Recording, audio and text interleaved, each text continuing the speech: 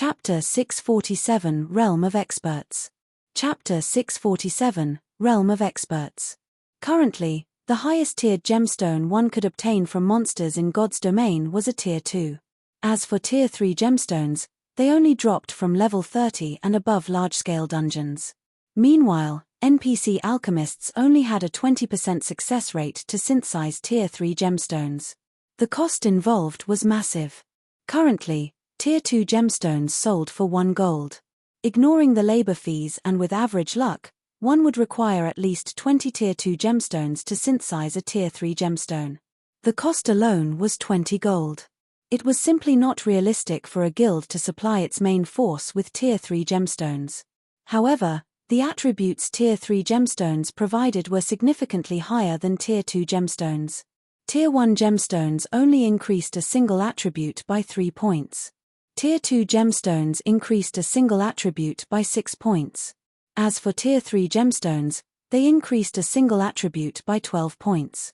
If one embedded every piece of equipment they had with Tier 3 gemstones, it would be the equivalent of wearing an additional piece of top-tier equipment. This would significantly increase a player's combat power. To the large guild's main forces, upgrading attributes was limited because their equipment had already reached a certain level. If an ordinary player swapped out their full set of bronze equipment for a full set of mysterious iron equipment, their strength would rise by a single level. However, a large guild's main force usually wore the highest quality equipment they could get their hands on. If it were not dark gold rank, then, at the very minimum, they would wear fine gold rank. Hence, it was extremely difficult to upgrade their equipment. If they could receive a bonus to their attributes that had as large of an impact as another piece of dark gold equipment, it would make a huge difference. Without rest, Shifeng spent half the day synthesizing Tier 2 gemstones. In the end, he transformed the 30,000 Tier 1 gemstones into 7,500 Tier 2 gemstones.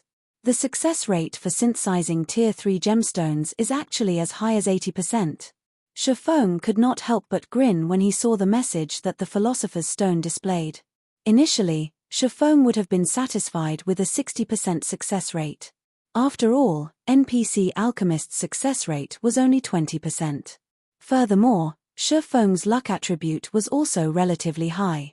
That would most likely lower his expenditure even further.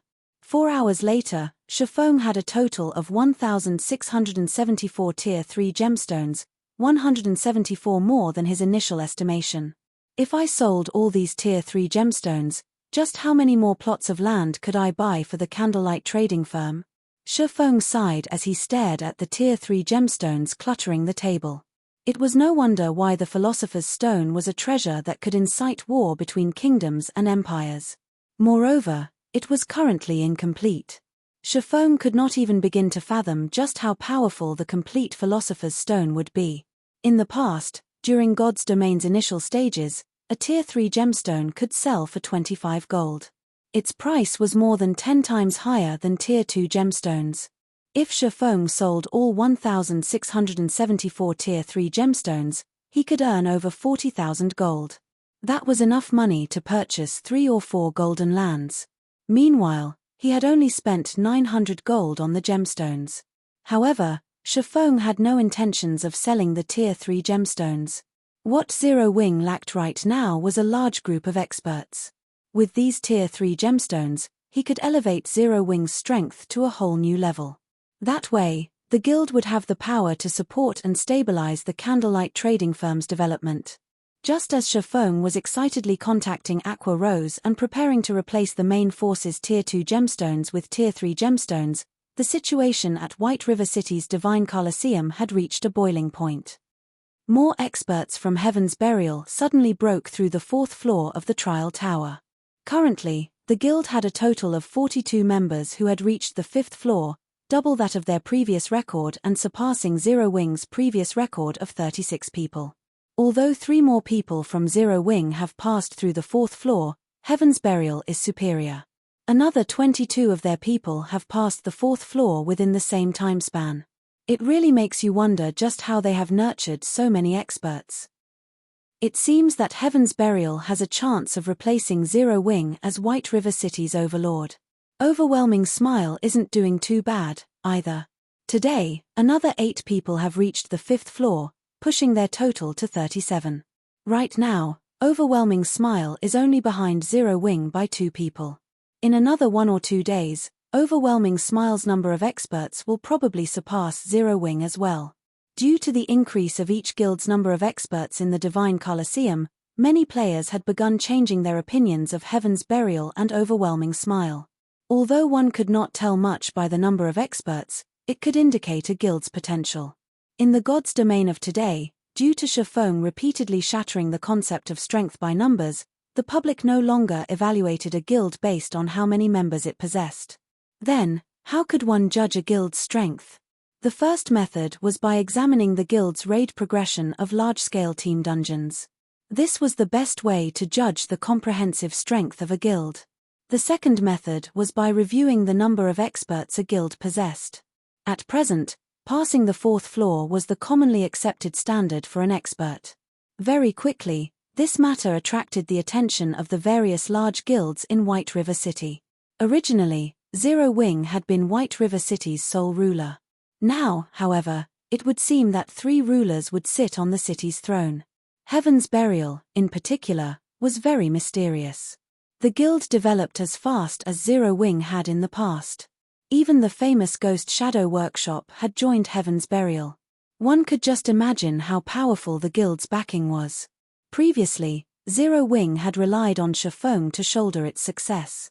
Now, however, Heaven's Burial's potential was even greater than Zero Wing's. Not only did it possess well-known, top-tier experts, but it also had the financial strength to rival Overwhelming Smile. Heaven's Burial was definitely a powerful competitor. For a time, many players were tempted to take part in Heaven's Burial's entrance examination. Heaven's Burial was constantly recruiting guild members. Moreover, its entry requirements were a lot lower than Zero Wing's. If they joined Heaven's Burial now, by the time the guild grew into its power and became White River City's overlord, their statuses would rise with the tide. It was just like the Zero Wing of today. Currently, even a normal member of Zero Wing was enviable. Zero Wing's guild residence. The members of the main force had gathered in the conference hall after receiving Shifeng's summons. At this moment, they discussed events among themselves. Did guild leader summon us because of the Divine Colosseum? Probably. After all, this is a matter concerning the guild's reputation. Zero Wing is the number 1 guild in White River City, yet right now, we have fewer experts who have passed the 4th floor than the newly established Heaven's Burial. We have to do something to restore our reputation. How could the Trial Tower's 4th floor be so easy to break through? I am still stuck in the 4th floor's middle sector, not to mention the end. Indeed. Based on what I heard from guild leader, if one cannot display 50% of their actual combat power, they will not be able to overcome the 4th floor. Everyone felt disheartened when they spoke about the Divine Colosseum's Trial Tower. They all were members of Zero Wing's main force and were the envy of ordinary players. In reality, however, they knew that, without breaking through the Trial Tower's 4th floor, they could not be considered as true experts. Despite Zero Wing providing far better resources than Heaven's Burial or Overwhelming Smile, for some reason, only a small number of people had managed to reach the realm of experts. As everyone chatted, Shifeng entered the conference hall, leading Aqua Rose and Fire Dance. The conference hall suddenly fell silent, everyone in the room shifting their gazes towards the black-cloaked Shifeng. Chapter 648, Rapid Improvement. Chapter 648, Rapid Improvement. As Shifeng appeared, the atmosphere inside the conference all became extraordinarily heavy. The benefits that this Zero Wing team enjoyed were far more generous than what Overwhelming Smile and Heaven's Burial offered. Not only had everyone received their own rooms, allowing them to store up the double EXP buff easily, but they also had access to an extravagant number of magic crystals. Each of them received 10 magic crystals each day. This was double what Heaven's Burial's main force received. Yet, in the end, Heaven's Burial had more members reach the 5th floor. If the public learned about the benefits that Zero Wing's main force enjoyed, they would ridicule the team as a bunch of trash. Knowing this, everyone had prepared themselves to receive Shifeng's scolding. Shifeng took his seat on the guild leader's throne. Without saying a word, He took out a cyan wine bottle and placed it on the table.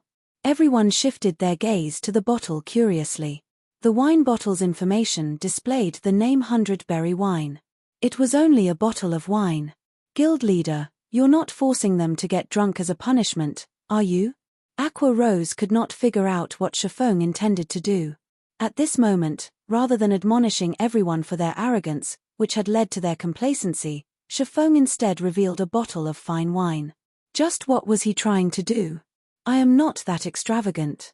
Shifeng shook his head and laughed. I've prepared this bottle of 100-berry wine as a reward.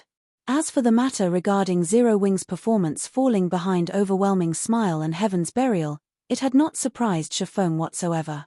These two guilds were not as simple as they appeared. Both guilds had been recruiting talents from everywhere, not just White River City.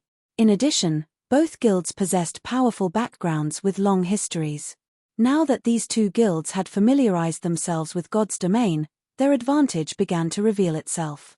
It would still be a while before a newly established guild like Zero Wing would catch up to these two. This was also why first-rate and second-rate guilds looked down on upstart guilds like Zero Wing. Every time a new game came out, many upstart guilds would appear. They rose very quickly and fell very quickly. These newly recognized guilds were like the nouveau riche. How could they possibly compare to the wealthy aristocrats who had been tested over time? Only those capable of withstanding the test of time were able to set foot into this realm. Reward. Everyone curiously stared at the bottle of 100-berry wine on the table. Every player here was a core member of Zero Wing. They would usually have plenty of excess money to spend, and normally, they would treat themselves at high-class bars and restaurants. After all, the food and wine that these establishments served were far superior to those in the outside world. It had become a trend for many wealthy princes and princesses to dine at these establishments. However, despite frequently enjoying those delicacies, none of them had ever heard of a wine named the 100-berry wine. Moreover, what could they do with only one bottle of wine? This 100-berry wine can assist you with improving your combat techniques. I doubt any of you will take my word for it, so I intend to allow each of you to test it. Everyone will receive one bottle. When you have reached your limit inside the trial tower, drink the whole bottle. At that time, you'll see what I mean, Shifeng laughed. He then took out another 99 bottles from his bag. After this, if any of you want the 100-berry wine again, that will depend on your improvement speed and strength. Once every 3 days, I will reward at least one bottle to the top 10 ranking members in the trial tower. The first place will receive 3 bottles, second and third will receive 2 bottles, and the rest will receive 1. The top 10 to improve the most during the 3 days will also be rewarded. At that time, how many bottles you receive will depend on your own ability. Although Shifeng wished to supply everyone with a bottle of 100-berry wine, enabling them to search for that feeling, the wine's production volume was simply too low. He could only offer it to very few of the guild's elites. Guild leader, can this item really improve a person's combat techniques? Aqua Rose also knew quite a bit about God's domain. However, she had never heard of an item capable of improving a player's combat techniques. If the 100-berry wine was truly capable of such a feat. The rest of the team similarly doubted Shifeng's claim. Improving combat techniques was not something that could be done overnight. The process involved a lot of learning and practice. The Divine Colosseum's trial tower also offered suggestions on how to improve one's combat techniques. Although the guidance was minimal, everyone considered it very helpful. You'll find out once you test it. Shifeng smiled, not bothering to explain. Inside the Divine Colosseum. In order to promote their guilds, Heaven's Burial and Overwhelming Smile publicized their battle videos through the screens in the Colosseum's main hall for free. Many players took the time to study these videos. Zero Wing's members are here. Are they trying to wrestle back their glory? Probably. However, the likelihood of them succeeding is slim. Some time ago, a few more experts from Heaven's Burial and Overwhelming Smile broke through the 4th floor. Currently, Heaven's Burial has 49 people who have reached the 5th floor. The guild even has 8 people who have reached the 6th floor. Their position as White River City's #1 guild is solid now. Meanwhile, Overwhelming Smile is closely following behind, with 45 people who have reached the 5th floor and 6 who have reached the 6th. Both guilds are way above Zero Wing, who only has 39 people on the 5th floor and 4 on the 6th. Many players were not optimistic about Zero Wing's chances. Whether it was the members of the guild's main force or the Dark God's Legion, both had already challenged the trial tower today. I never thought that there would be a moment when Black Flame would panic. However, his actions only bring him more despair. Seated in a room on the 2nd floor, Feng Shenyang quickly noticed Shifeng enter the Divine Colosseum with the other members of Zero Wing's main force. With excitement filling his eyes, he said, "Go, notify Warwolf's team. It's time to show the public who the true ruler of White River City is." Originally, Feng Shenyang had intended to keep Overwhelming Smile's strength hidden for a little while longer. However, after seeing Shifeng personally show up at the Divine Colosseum, he could not suppress the hatred in his heart. Although he could not do anything to Shifeng directly, it would soothe his heart if he could strike a mental blow to Shifeng. As long as Warwolf's team took action, Overwhelming Smile would immediately have a large group of experts pass through the 4th floor. At that time, Zero Wing's efforts to make a comeback would be rendered futile. Its reputation would be in tatters. Meanwhile, the members of Zero Wing's main force, who had just entered the trial tower, felt a burden of expectation. Everyone clearly understood their own combat power. To put it simply, it was extremely difficult for them to break through the 4th floor. However, since Shifeng had told them to give it a try, they could only grit their teeth and follow his commands. Very quickly, the members of Zero Wing's main force passed through one floor after another. Upon reaching the 4th floor, everyone grew anxious. The trial tower's tests were set according to the player's strength. For every test, the system would generate a perfect doppelganger of the challenger. The doppelganger possessed the same combat power as the challenger. However, the doppelganger's actual combat power varied depending on one's progression in the trial tower. Each floor was also divided into 3 stages: early, middle, and late. Through the battles with their own doppelgangers, players could learn their own shortcomings. Meanwhile, players who were capable of defeating the doppelganger during the 4th floor's late stage would basically be able to display 50% of their actual combat power. These players were regarded as experts of God's domain. However, based on the standard of the current players of God's domain and the time they had to develop themselves, very few were capable of reaching the standard of an expert. "Hopefully I can pass through the late stage this time," Blackie prayed as watched his doppelganger before him. He then took out the 100-berry wine from his bag and emptied the bottle's contents, swallowing every last drop. Suddenly, his mind felt clear. Moreover, his compatibility rate with his weapon and equipment began to rise rapidly. The items felt like an extension of his own body. "This is amazing." The others were similarly shocked. After drinking a bottle of 100-berry wine, their perception of the world had undergone a complete change. When everyone casually used a skill, they immediately discovered their skill completion rates had significantly improved. Even Shadow Sword and the others, who had been stuck at around an 80% completion rate, could now easily achieve an 85% skill completion rate, their combat power soaring.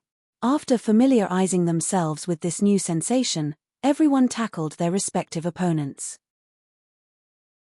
Chapter 649, The Number 1 Guild's Background. Chapter 649, The Number 1 Guild's Background. Shortly after Zero Wing's main force entered the trial tower, both Overwhelming Smile and Heaven's Burial simultaneously dispatched a large number of players to challenge the trial tower as well. Due to the competition between these 3 guilds, the originally quiet Divine Colosseum suddenly grew lively. Many players who had returned to the city to rest had quickly made their way to the Divine Colosseum, hoping to witness this competition's outcome and watch the exciting battle videos. Compared to the battle videos of normal PvP battles, these battle videos were far more valuable as references. It was especially true for the battle videos after the 4th floor. This was because the system would specifically display the fighting styles of the various classes, making the battle videos much more instructive. Normally, guilds would not release such instructive battle videos to the public, keeping them for their own members. Some experts would even earn money with their battle videos. Other players would have to pay these experts a fee to watch. Many players who wished to improve themselves usually went for this option. As for those who did not wish to spend money, they would come to the Divine Colosseum to observe the battle videos for free. However, that which one can obtain for free lacked value. One would not learn the truly powerful techniques from a free battle video. As a result, the gap between paying and non-paying players widen, little by little. Meanwhile, the three great guilds of White River City occupied themselves with their competition. Although the battle videos these guilds publicized was limited to the 4th floor, it was enough to excite many players. I wonder which guild will obtain first place this time. I'm betting on Heaven's Burial. Of the members of Heaven's Burial I saw going in to challenge the Trial Tower a moment ago, a few were well-known experts of other virtual reality games. Heaven's Burial really is amazing. It has actually recruited so many experts. It won't be long before they try to claim the seat of White River City's overlord. That's right. Now that Ghost Shadow Workshop has joined Heaven's Burial, the guild's strength has soared by leaps and bounds. Ghost Shadow himself still maintains the highest record in the Trial Tower. Ghost Shadow indeed deserves to be called one of the virtual gaming world's top-tier experts. Even now, no one else has reached the 7th floor. Moreover, he even reached the middle stage of the 7th floor. I heard that Starmoon City's best record stopped at the 6th floor's middle stage. This is simply madness.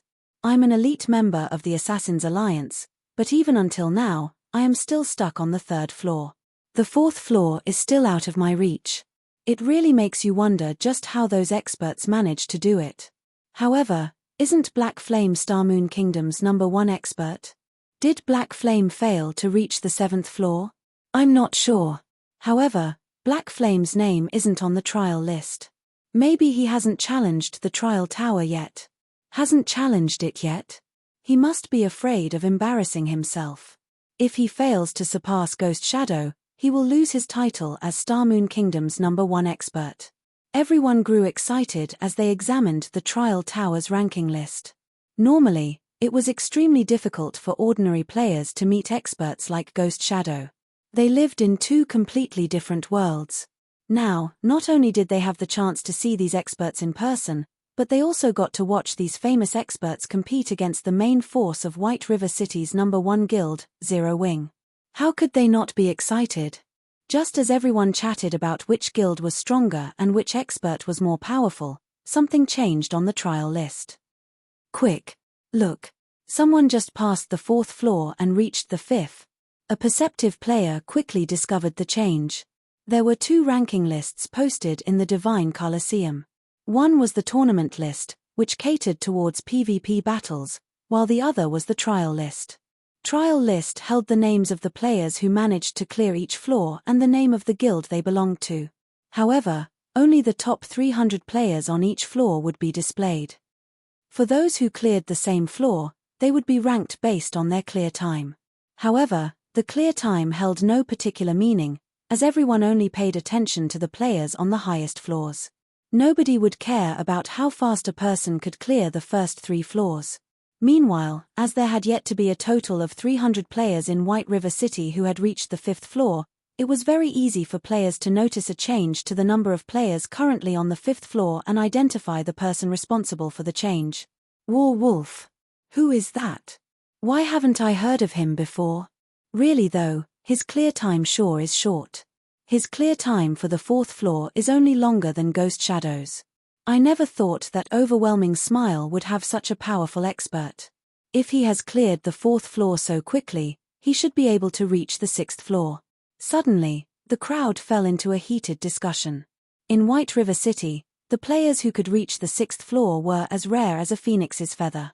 There were less than 20 as of this moment. Moreover, these experts were members of the 3 great guilds.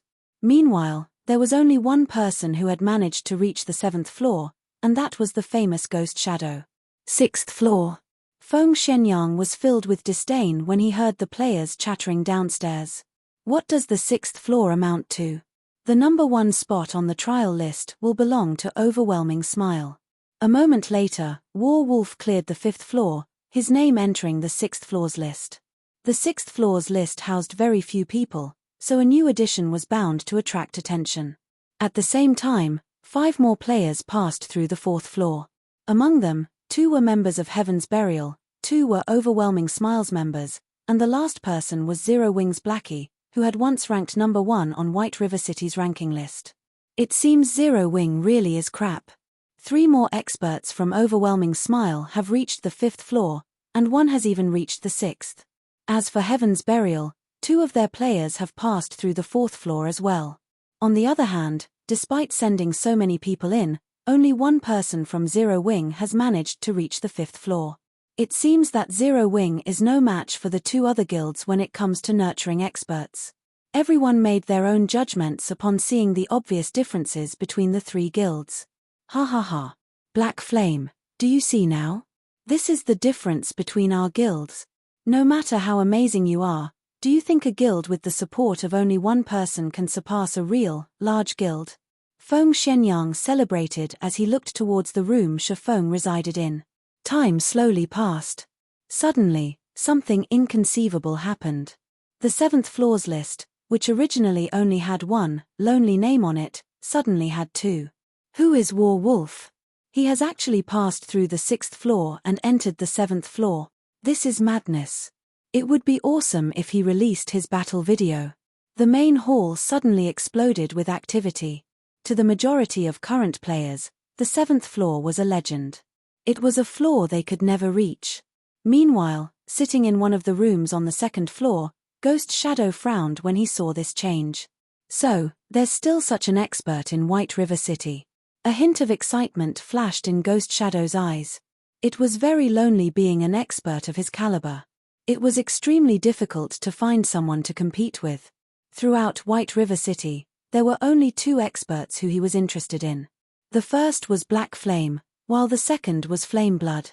Now, 1 more had caught his interest, War Wolf. However, while everyone committed War Wolf's name to memory, another name suddenly joined his on the 7th floor's list.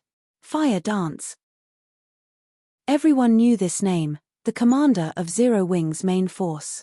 Many of Overwhelming Smile's experts had died at her hands. She had even fought valiantly in the Great War with the Dragon Phoenix Pavilion, making a name for herself. Nobody would have thought that she would once more appear in the limelight. Sure enough, Zero Wing will not be replaced so easily. Ghost Shadow could not help his elation when he saw another person reach the 7th floor. How is this possible? Feng Xianyang stared at the name on the 7th floor's list in disbelief. Fire Dance, Assassin, Affiliated Guild, Zero Wing. No matter how he looked at it, the name belonged to Fire Dance of Zero Wing. However, a short moment later, another new name appeared on the 7th floor's list. Violet Cloud, Cleric, Affiliated Guild, Zero Wing. Chapter 650, Breaking the Record. Chapter 650, Breaking the Record. __. Chapter 650, Breaking the Record. The appearance of a 4th name on the trial list's 7th floor instantly plunged the Divine Colosseum's main hall into silence. Everyone's eyes nearly popped out of their sockets when they saw Violet Cloud's name. How? Feng Xianyang, who occupied a VIP room, also stared, slack-jawed, having lost his previous calm. He could barely accept Fire Dance reaching the 7th floor. After all, she was the commander of Zero Wing's main force. However, he could not bring himself to accept Violet Cloud's victory. Aside from the difficulty of reaching the 7th floor, just the fact that there were 2 people in Zero Wing capable of this success was shocking. Yet, the second person from Zero Wing to reach the 7th floor was not even a combat class. Instead, she was a cleric, one of the healer classes. It was commonly known that, out of the 12 main classes in God's domain, the healer classes possessed the weakest combat power. It was also a lot more difficult for healer classes to advance in the trial tower as most of their skills focused on healing rather than dealing damage. Hence, healers never ranked particularly high in the trial tower. Yet, Violet Cloud, a cleric, had actually managed to reach the 7th floor. However, what everyone did not know was that, in reality, Violet Cloud possessed a hidden class. She was not purely a cleric. Regarding combat capabilities, Violet Cloud was slightly stronger than ordinary combat classes. Moreover, Violet Cloud had a bit more control over her own body than Fire Dance. Since Fire Dance had reached the 7th floor, Violet Cloud would naturally be able to do so as well. One could say that this was expected. When comparing top combat power, it was obvious, with a glance, which guild was superior. Zero Wing grasped a complete victory. Zero Wing really is the number 1 guild. They actually have 2 top-tier experts capable of reaching the 7th floor. If Black Flame also competes, Zero Wing will most likely have 3 people on the 7th floor. Even Overwhelming Smile and Heaven's Burial combined are no match for Zero Wing. But it's still too early to determine anything. Zero Wing has always had many top-tier experts. It is reasonable that they are superior to Heaven's Burial and Overwhelming Smile in this aspect. However, a guild cannot survive by relying on a handful of people. It has to rely on its main force, the guild's backbone. Take a look at Zero Wing's backbone, it is clearly inferior to the other 2 guilds. Zero Wing's potential is still no match for the other 2. We are no longer living in the past. Before, Zero Wing was White River City's absolute overlord. Now, however, just look. The person occupying the top 1 position on the trial list is Heaven's Burial's Ghost Shadow. Zero Wing might not necessarily hold the Overlord's seat in the future. Many players in the main hall began discussing the matter, and the majority did not have a favorable view of Zero Wing's future. A guild had to depend on a powerful team for support. Even if an individual was stronger, how much of a difference could they make by themselves? Not to mention, Zero Wing had yet to obtain the number 1 position on the trial list. Right, this should be Zero Wing's last remaining card. What's there for me worry about? White River City will definitely be mine. Feng Shenyang calmed himself down. He had too much riding on White River City. At this point, he had already invested everything he had into White River City. As long as he succeeded, he would become the first heir to his family. After being repeatedly defeated by Zero Wing, it had become an instinct of sorts to worry. However, after calming himself and giving the matter some thought, he realized that he had nothing to worry about. There were only so many experts in Zero Wing. On the other hand, in order to take control of White River City, Underworld had invested blood and sweat and had sent the experts it recruited from all over the virtual gaming world to White River City. With White River City under its control, how could Zero Wing possibly hope to compare with Underworld when it came to recruiting talent? This was only the beginning. Now that Overwhelming Smile had surpassed Zero Wing in terms of their respective guilds' backbones, in the future, this gap would only grow. It was only a matter of time before Overwhelming Smile took control of White River City. Time gradually ticked by. Although it had been quite a shock to the spectators that 2 people from Zero Wing had reached the 7th floor, everyone's attention quickly shifted back to the 5th floor's list. To ordinary players, reaching the 7th floor was an impossible dream. The 5th floor, on the other hand, was not completely out of their reach. Hence, they paid more attention to the 5th floor's list. Look, 2 more people from Heaven's Burial have passed. 3 more from Overwhelming Smile have passed as well. Just as everyone was focused on the 5th floor's list, the list suddenly began to change multiple times. What's going on? I'm not seeing things, right? Why did more than a dozen names suddenly appear on the list? Wow, it's true. The total number of people on the list was 224. Now it's 242. I wonder which guild or independent players succeeded.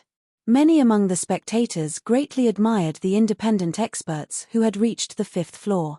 At this point, there were only a few experts in White River City who had reached the 5th floor. If one were an independent expert, large guilds would shower them with invitations and various offers. They would become famous overnight and would no longer have to live an ordinary life. This situation had driven many independent players into a frenzy. It was one of the reasons why so many independent players were desperately challenging the trial tower. Today's mainstream experts were already on the 5th floor. After some more time passed, when these experts reached the 6th floor, it would be far more difficult for independent players to experience such overnight fame. As everyone began searching for the identity of those 18 experts, they suddenly realized that something amiss. Why does it seem like these people are from Zero Wing? This is a lie, right? All 18 people are actually from Zero Wing? None of the spectators dared to believe their own eyes. They immediately began counting the total number of players Zero Wing had on the 5th floor. In the end, they discovered that there were indeed 18 more 5th floor experts in the guild. Instantly, Zero Wing became the guild with the most experts on the trial tower's 5th floor. However, just as they finished counting, another group of experts managed to pass through the 4th floor. This time, the numbers were even more frightening, with a total of 45 people. Moreover, all 45 were members of Zero Wing.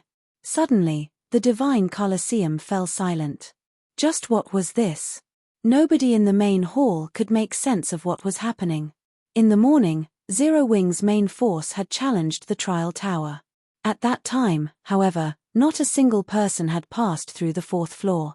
Yet, now, every single one of them passed. Zero Wing now had a total of 103 people on the trial tower's 5th floor, far ahead of Heaven's Burial and Overwhelming Smile. Impossible. This is not possible. Something must have gone wrong with the trial tower. Feng Shenyang abruptly stood, his eyes bulging as he stared at the trial list. If it were just an additional dozen or so people, he would have, at most, been surprised.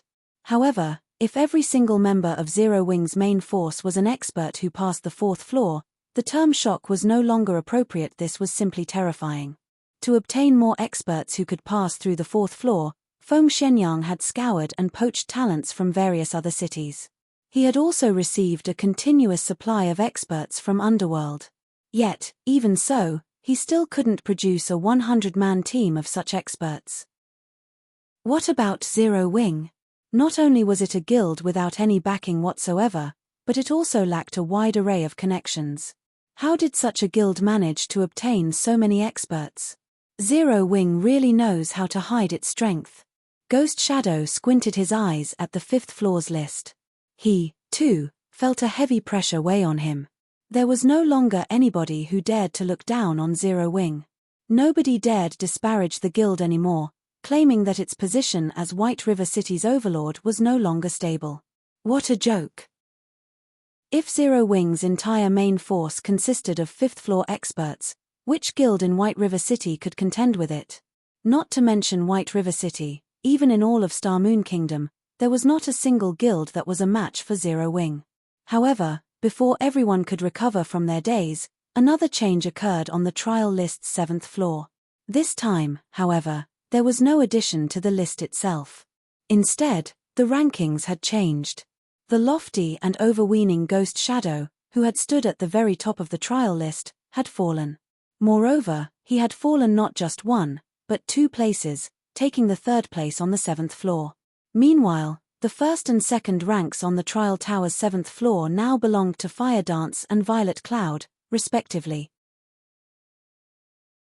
Chapter 651. Sensational. Chapter 651. Sensational. Chapter 651. Sensational. The floors of the trial tower were divided into 3 stages. For the trial tower's first 4 floors, the difference between each stage was small.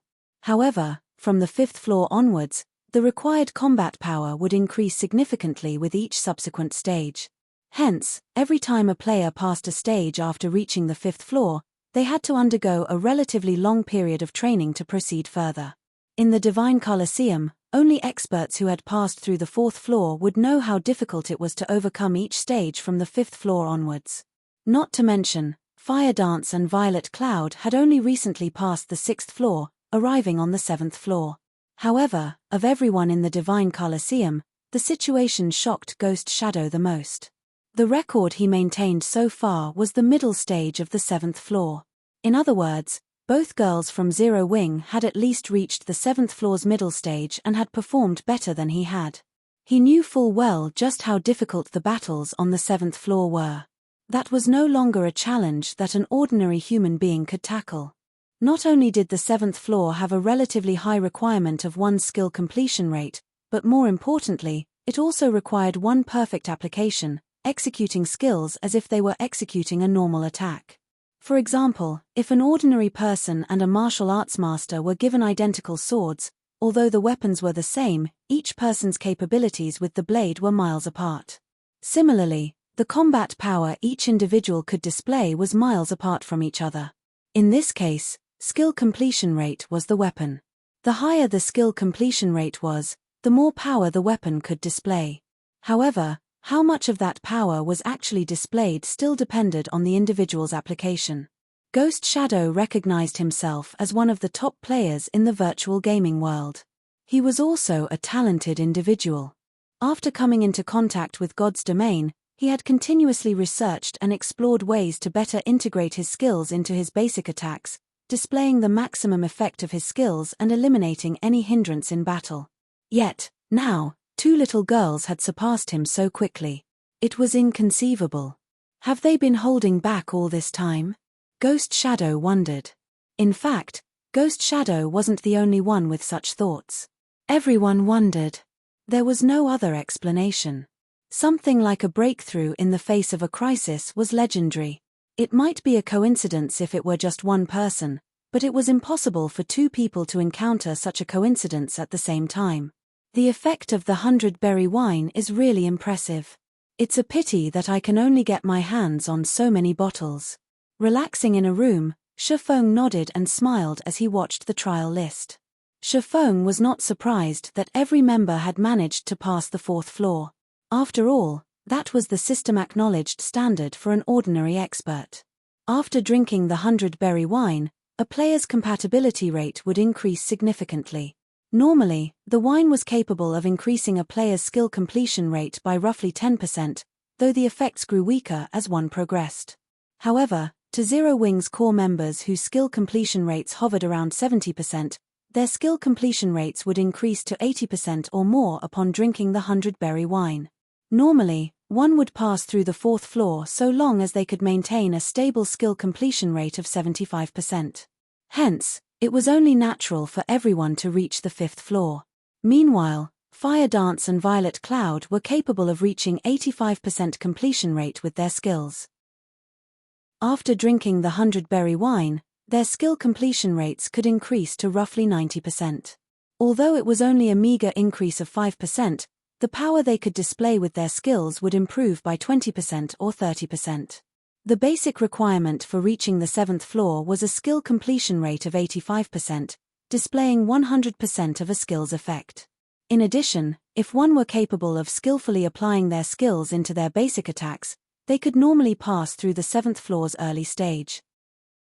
Although Fire Dance and Violet Cloud might still lack actual combat experience and were not proficient with skill application, a skill completion rate of 90% would be sufficient to get them through even the middle stage and pushing them into the 7th floor's late stage.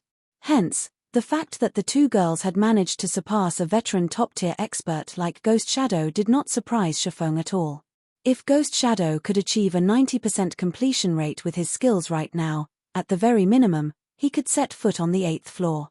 It's unfortunate that the 100-berry wine only improves a person's combat power temporarily. A person's comprehension depends on the person. Shifeng sighed as he glanced at the remaining 110 bottles of 100-berry wine in his bag. The 100-berry wine was a strategic tool in nurturing experts.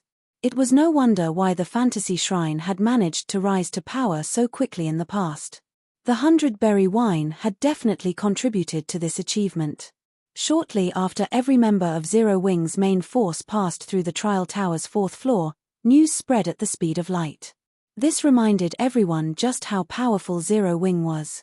Upon receiving this information, many guilds gave up on their development in White River City, shifting their attention to other cities instead. Against Zero Wing, whose main force consisted entirely of experts who could clear the 4th floor, their guilds stood no chance. Rather than wait for their extermination, it would be better for them to develop themselves elsewhere. Who knew? Their chances of achieving success might even be higher somewhere else. Meanwhile, in Heaven's Burial's guild residence. Just how did Zero Wing manage to recruit so many experts? Flame Blood frowned upon receiving news of the Divine Colosseum's latest events. What happened? A short and chubby middle-aged man beside Flame Blood asked in a low tone. Zero Wing just sent its main force to challenge the trial tower. In the end, every member has managed to reach the 5th floor. Among them, 2 have even surpassed Ghost Shadow's record, Flame Blood said, not showing any signs of the arrogance he usually displayed as the commander of Heaven's Burial's main force. On the contrary, he had lowered his posture when he spoke to the chubby middle-aged man. Although the man before Flame Blood was not adept with virtual reality games, the man's position in the real world allowed him to remove Flame Blood from Heaven's Burial easily should he ever wish to. Even the guild leader of Heaven's Burial, Singular Burial, had to treat this middle-aged man with great respect. Interesting. It seems that we won't be able to avoid a confrontation with Zero Wing if we wish to obtain this treasured land, the chubby man said as he caressed his goatee. After a moment of silence, he continued, since we can't beat them with numbers, let's improve the guild's overall strength. Flame Blood, notify Ghost Shadow and tell him that I'll send Daybreak Fog to help out. We need to obtain the first clear of a 100-man dungeon as soon as possible. Daybreak Fog? Flame Blood could not help his surprise at the mention of this name. Are we giving up on Starmoon City? Heaven's Burial's ambition was colossal. The guild aimed to control all of Starmoon Kingdom. The best way to do so was to take control of the kingdom's lifeline first, its players. The 2 cities with the largest player population in the kingdom were Starmoon City and White River City. Both also had the largest gathering of elite players. As long as Heaven's Burial took control of these 2 cities, controlling the rest of the kingdom was only a matter of time. Of these 2 cities, Flame Blood spearheaded the White River City takeover, while Starmoon City was spearheaded by Daybreak Fog. If one compared these 2 people's fame, Daybreak Fog was superior. Flame Blood was merely one of the previous year's top 10 newcomers. On the other hand, Daybreak Fog had been one of the top 10 newcomers of the virtual gaming world 2 years ago. Afterward, she had continued to perform magnificently in many virtual reality games. Her fame was only slightly inferior to the snow goddess, Gentle Snow, as she had made her debut roughly 2 years later than Gentle Snow had. In terms of strength, Daybreak Fog ranked 3rd within Heaven's Burial. If they really sent Daybreak Fog to White River City as support, with her strength and her team, Heaven's Burial might actually have a chance of clearing a 100-man team dungeon. After all, during this period, everyone mostly understood the difficulty of a 100-man team dungeon. From the experience of clearing 50-man team dungeons, they had thought up of plenty of strategies. Now, all they needed to do was to take action. White River City has become Starmoon Kingdom's business center. The number of elite players migrating to the city increases by the day. Starmoon City is no match in this aspect. Hence, we have to prioritize this side for now. Moreover, when comparing the difficulty of 100-man dungeons, White River Cities is easier. If we allow Zero Wing to continue developing unhindered, it will become impossible to take control of White River City in the future. Suddenly, Shifeng received a communication request from a friend. Gentle Snow. Chapter 652, Azura Mode Dungeon. Chapter 652, Azura Mode Dungeon. Miss Snow, long time no see. You look tired, Shifeng said, slightly surprised as he saw Gentle Snow's haggard expression through the video chat. Gentle Snow was a well-known superwoman in the virtual gaming world. She also had plenty of capable subordinates under her. After not seeing each other for only a few days, Gentle Snow looked so exhausted. It was surprising. It had been quite a few years since Gentle Snow had made her debut. She should be quite competent at managing a guild by now. In addition, the majority of Ouroboros's elders supported Gentle Snow right now, so managing the guild should not be difficult. I've been busy with guild affairs these past few days, so I haven't gotten much rest, Gentle Snow laughed softly, sweeping the matter under the rug with a single sentence. Inwardly, she envied Shifeng, who could push the majority of guild affairs onto Aqua Rose. Moreover, he only had to focus on White River City. Ouroboros, on the other hand, was competing over dozens of cities, both large and small. However, these cities were still the least of her problems. Starmoon City was the issue. Ouroboros and the Star Alliance had been consolidating their positions in Starmoon City. In addition to several other powerful second-rate guilds, things had become extremely hectic for Gentle Snow. It was especially true for the 3 upstart guilds that had recently appeared in Starmoon City. Cloud 9. Yin-Yang Court. Heaven's Burial. All 3 possessed extraordinary backgrounds. They even had multiple guild residences in Starmoon Kingdom's major cities. They were developing as fast as a plague. Among the affected cities, Starmoon City received the greatest impact, and White River City was not far behind. Particularly, the manager of Starmoon City's Heaven's Burial, Daybreak Fog, was far more difficult of an opponent than even Galaxy Past of the Star Alliance. So far, Ouroboros had clashed with Heaven's Burial dozens of times, the battles ranging from small skirmishes to large-scale battles. Although Gentle Snow still held the advantage, Ouroboros did not have only one enemy. Both Cloud 9 and the Yin-Yang Court eyed Ouroboros like fresh meat. Ouroboros had already been unstable due to Cao Chenghua's theft of several of the guild's core and elite members. Now, before she could settle the turmoil within the guild, she faced so much trouble. In such a precarious situation, how could set aside time to rest? She had not even upgraded her equipment recently. As Gentle Snow knew that Shifeng disliked playing with words, after their casual greetings, she got straight to the point and said, "We have discovered a hidden treasured land near Starmoon City. The area is rich in magic crystals, and I wish to invite Zero Wing to pioneer this treasured land by our side. Are you interested?" Before the Divine Colosseum had been released, magic crystals had not been particularly valuable. Now, however, they were a strategic commodity that every large guild fought over frantically. Although every large guild had a large number of players and was capable of dispatching many teams to raid dungeons each day, team dungeons could only be raided once every 3 days. There were only so many team dungeons available. They could not acquire nearly as many magic crystals as they consumed. Meanwhile, if there was another option other than team dungeons for one to obtain magic crystals, this was not an opportunity one could miss. A hidden treasured land. When Shifeng heard these words, the first place that popped up in his mind was the Stoneclaw Mountains. In the past, when Stoneclaw Mountain had been discovered, it incited a great war between every guild in Starmoon Kingdom. The war had been the first kingdom-level war in Starmoon Kingdom. Hundreds of guilds involved themselves, all wanting to get their hands on a share of the profits. That war had caused every guild in Starmoon Kingdom to suffer massive damages. Moreover, Ouroboros and the Star Alliance had even started an all-out war with each other. In the end, taking advantage of the situation, Heaven's Burial, the Yin-Yang Court, Cloud 9, and several other second-rate guilds had banded together to form a massive alliance and took over the Stoneclaw Mountains, splitting the profits. Afterward, any players who wished to enter the mountains were required to sign a contract, agreeing to hand over 30% of the magic crystals they harvested. In addition, players were required to pay a fixed fee before they could enter. The various large guilds then split the profits. The Stoneclaw Mountains was a regional dungeon that had formed a space of its own. However, it was not just any dungeon, but an Azura mode dungeon. Ordinary team dungeons were divided into 3 difficulties: normal, hard, and hell. However, regional dungeons were divided into 5 difficulties: normal, hard, hell, Azura, and God. The Stoneclaw Mountains existed within the 4th difficulty level of regional dungeons.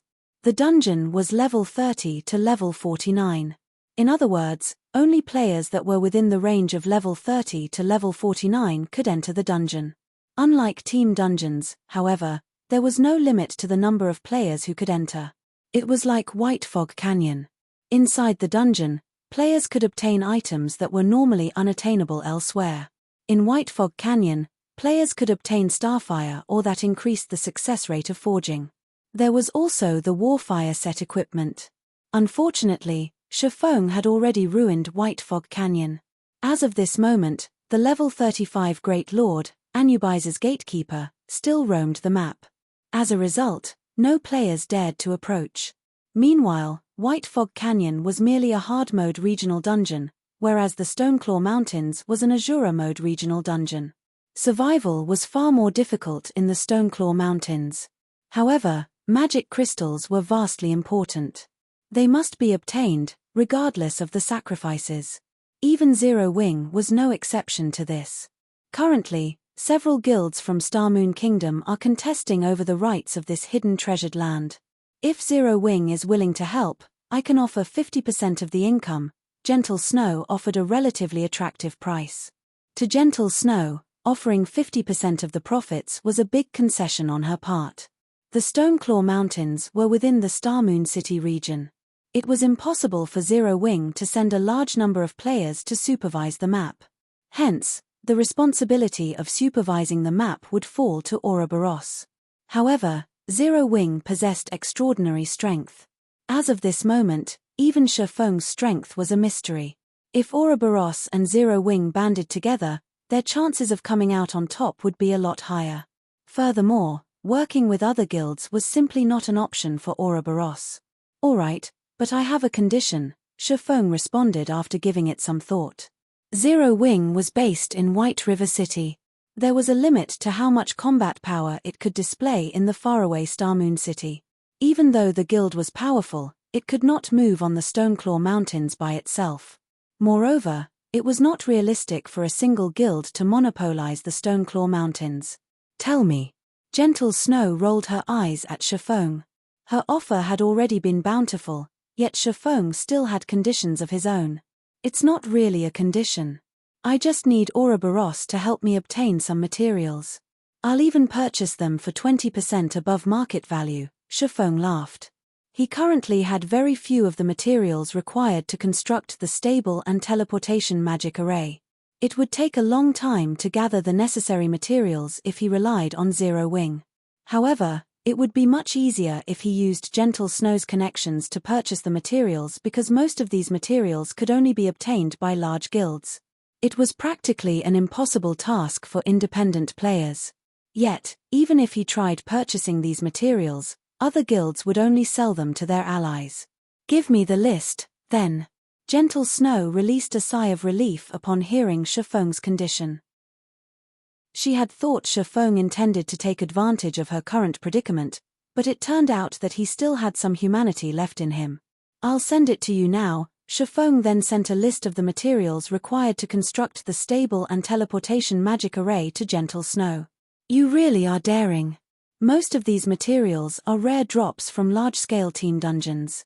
Although my guild can obtain some, 20% above market value is too cheap. I'll need 50% at least.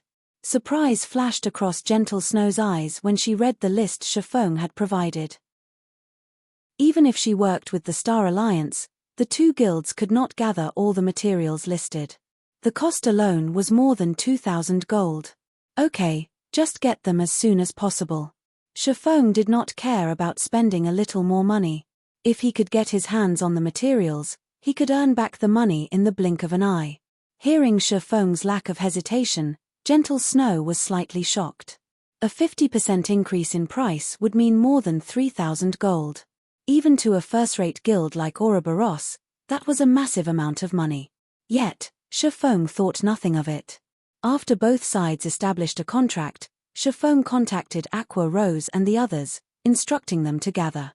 The Stoneclaw Mountains could only be dealt with sooner, and not later. The earlier they occupied a favorable location, the greater their advantage would be when the war began. Chapter 653 – Overall Improvement. Chapter 653 – Overall Improvement. Although the Trial Towers competition ended with Zero Wing's victory, the members of Zero Wing's main force were well aware that it had been due to the 100-berry wine. Otherwise, they would not have achieved such frightening results. During the challenge, everyone had discovered many of their own imperfections, their combat power improving slightly as a result. What a pity. If I could experience that kind of feeling once more, I might reach a stable skill completion rate at 87% and pass this stage. After the 100-berry wine's effects dissipated, Fire Dance challenged the 6th floor's late stage again. This time, she passed it without any issues and could now reach the 7th floor with her own power. Unfortunately, she suffered defeat in the 7th floor's early stage. But the 100-berry wine did allow me to gain an initial understanding of how to use void steps. Guild leader will be surprised if he finds out. Void steps was an advanced style of footwork and Shifeng's trademark technique. Just gaining an initial understanding of how to use the skill was extremely difficult. If Shifeng learned that fire dance could use void steps, he would definitely be surprised. He had spent many years in order to learn the technique, yet fire dance had managed to grasp it in such a short time. Although Shifeng's guidance largely contributed to her success, the fact that she had learned the technique in such a short time certainly had something to do with her innate talent. Return to the residence. Fire Dance muttered as she read the message Aqua Rose had sent to her. She then chose to teleport out of the trial tower. Inside the conference hall of Zero Wings Guild residence. Without wasting time, Shifeng retrieved all of the synthesized Tier 3 gemstones from his bag. All of you, equip these Tier 3 gemstones. Shifeng had already replaced all his Tier 2 gemstones with Tier 3 strength attributed gemstones. As a result, his strength attribute had increased by more than 100 points. At this moment, even without activating Heavenly Dragon's power, his strength could match a chieftain of the same level. Even a lord of the same level would struggle to push him back. If the main force replaced their Tier 2 gemstones with Tier 3 gemstones as well, although they would not be as strong as he was, they could still contend with a special elite of the same level. Some, such as Fire Dance and the others, who wore a Tier 1 set equipment, might be capable of more. Ordinary players' attributes were inferior to common monsters of the same level. They would only be slightly stronger with a full set of bronze equipment. At that time, the only advantage common monsters would have was their higher HP. If a player was fully equipped with secret silver equipment, their attributes should be roughly equal to an elite monster of the same level. Only when one wore a full set of dark gold equipment would they have the same amount of attributes as a special elite of the same rank. As for Zero Wing's main force, although their equipment was a mix of level 30 fine gold and dark gold equipment, they had the intermediate mana armor kits to make up for the difference. If they embedded Tier 3 gemstones into every item, their attributes should be roughly the same as if they wore a set of level 30 dark gold equipment. None of the main force's members dared to believe their eyes as they stared at the Tier 3 gemstones on the table. Every jaw hit the floor. Aqua Rose was similarly stunned speechless. She knew full well just how valuable Tier 3 gemstones were. Moreover, no one had found a source for these gemstones yet. One could only obtain them from alchemy synthesis. However, synthesizing a Tier 3 gemstone would cost at least 20 gold. Meanwhile, there were over 1,000 shining gemstones on the table. In other words, the gemstones scattered across this table were worth over 20,000 gold at the very least. We're in a hurry, so equip them quickly. Shifeng had already received a status report about the Stoneclaw Mountains. Although things seemed calm on the surface, and the various guilds were busy killing monsters and grinding for magic crystals, the number of guild players gathering in the mountains increased by the minute. Every guild was rapidly mobilizing their forces. Even Stone Forest Town, the closest town to the Stoneclaw Mountains, was surrounded by players. All of these players were members of various large guilds. It seemed that these guilds intended to capture Stone Forest Town. The nearest teleportation array to the Stoneclaw Mountains was over 10 hours on foot. On the other hand, Stone Forest Town was only an hour from the Azura Mode dungeon. The town was an absolute treasure. Whether it was for repairing equipment or purchasing consumables, Stone Forest Town was the best option. Otherwise, they would have to waste a day to travel back and forth between Starmoon City and the Stoneclaw Mountains. Meanwhile, Stone Forest Town was not under Starmoon Kingdom's control. Instead, the forces of darkness held it. It was one of the towns that players could capture and occupy. As long as the town fell under a guild's control, said guild could hire an army of NPCs to defend the town for 15 days. Even if every guild in Starmoon Kingdom banded together, they would not be able to do anything to the captured Stone Forest Town. After a guild successfully captured Stone Forest Town, said guild would also receive an additional advantage. They could select a resurrection point. When players died, they would revive in their own cities. Of course, players could also choose to revive at the nearest resurrection point. Meanwhile, Stone Forest Town was the nearest resurrection point to the Stoneclaw Mountains. However, The precondition for reviving in Stone Forest Town was that one needed to capture it. Moreover, only members of the guild that held the town, or those given explicit permission by said guild, could revive there. This would be a huge advantage for capturing the Stoneclaw Mountains in the future. Since Shifeng had learned that the Stoneclaw Mountains had been activated, he would not waste any time. He intended to capture Stone Forest Town with Zero Wing's greatest forces. Unfortunately, other guilds shared the same thoughts. For now, though, he needed to occupy a strategic location as quickly as possible. Otherwise, their tasks would be far more difficult. A short moment later, every member of the main force had replaced their Tier 2 gemstones with Tier 3 gemstones, their attributes increasing significantly. Following which, Shifeng led the main force and the Dark God's Legion mightily towards the teleportation hall. Wow, what's Zero Wing up to? Whoa, that's so impressive. I'm actually having trouble breathing right now. Is Zero Wing planning to start a war? The players on the streets could not help but wonder when they saw Zero Wing's frightening momentum. Over 400 players, fully equipped with the current best equipment, marched down the street. No matter where this army went, they would be a force to be reckoned with. They could easily trample a large guild. Not to mention, over 100 of these players were experts who had surpassed the 4th floor of the trial tower. If they participated in a field battle, they could easily stand against several thousand elite players. Meanwhile, a single large guild only had several thousand elite players. Suddenly, the various large guilds in White River City began to panic. Although an army of over 400 players seemed small, its strength was no laughing matter. If they wanted to, they could easily obliterate any guild team that was grinding out in the fields. Does Black Flame intend to move against us? Feng Shenyang trembled upon receiving this news. He was so shocked that he nearly jumped out of his seat. But why? We haven't provoked Zero Wing recently. We even yielded a few high-resource areas to them. They shouldn't have any reason to deal with us. Did some fool go and provoke Black Flame again? At this moment, the upper echelons of the various large guilds in White River City felt threatened. Every one of them immediately withdrew from the fields, returning either to White River City or the nearest town as fast as possible. Chapter 654, Town Capturing. Chapter 654, Town Capturing. Starmoon City, Stone Forest Town. Ever since the Stoneclaw Mountains had been discovered, the upper echelons of the various large guilds had realized the importance of Stone Forest Town. As a result, the various large guilds in Starmoon City had frantically gathered their members around the town. Upon receiving information regarding the Stoneclaw Mountains, large guilds from other cities also mobilized their forces to Stone Forest Town. However, as the teleportation fees were a problem, they could not dispatch too many members. Most of the members they sent were the guild's elites.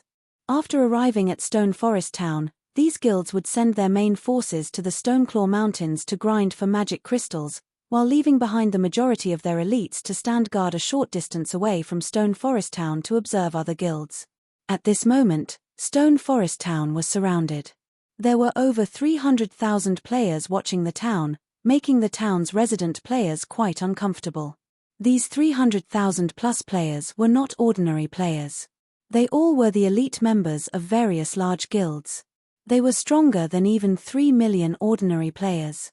If these elites surged into Stone Forest Town at the same time, although the town was protected by level 55 dark NPCs, these NPCs would most likely fall under the fierce assault of so many elite players. The only fortunate advantage that they had was that these elite players belonged to multiple large guilds. They were not united, each guild having their own intentions. And here I thought this was our chance as dark guilds to rise to power. I didn't think that the Starmoon City's guilds would find out about the Stoneclaw Mountains so soon. Now, we won't even have a place to level up. What are you worried about? Don't forget that Stone Forest Town has the 3 great leaders. Furthermore, the guilds outside are not united. Unless some guild is looking to get itself killed and benefit the other guilds, they won't invade. You're not exactly wrong, but Starmoon City's first-rate guilds, Ouroboros and the Star Alliance, have dispatched most of their elites already. Of the 300,000 plus elite players out there, over 1/3 belong to those two guilds. Even if the other guilds don't make a move, those two alone are enough to capture the town. Stone Forest Town's red names discussed their current predicament. They were at a loss on what they should do next. Originally, they had simply lived here in peace. When they had nothing better to do, they would kill some players to earn some money or complete some high-level quests. They lived carefree lives. Hence, they had never imagined that such a massive issue would arrive on their doorsteps one day. On a hilltop a short distance away from Stone Forest Town, a group of players quietly observed the town below. These players were uniformly level 30 and wore level 30 fine gold or above equipment. Not far behind these players, there were more than 70,000 players standing at attention. The majority of the players in this army were level 28, with the lowest being level 27. They were 2 or 3 levels higher than the current average level of players. These players were none other than the members of the Star Alliance led by Galaxy Past. Star Alliance was also the guild that had dispatched the most players to Stone Forest Town.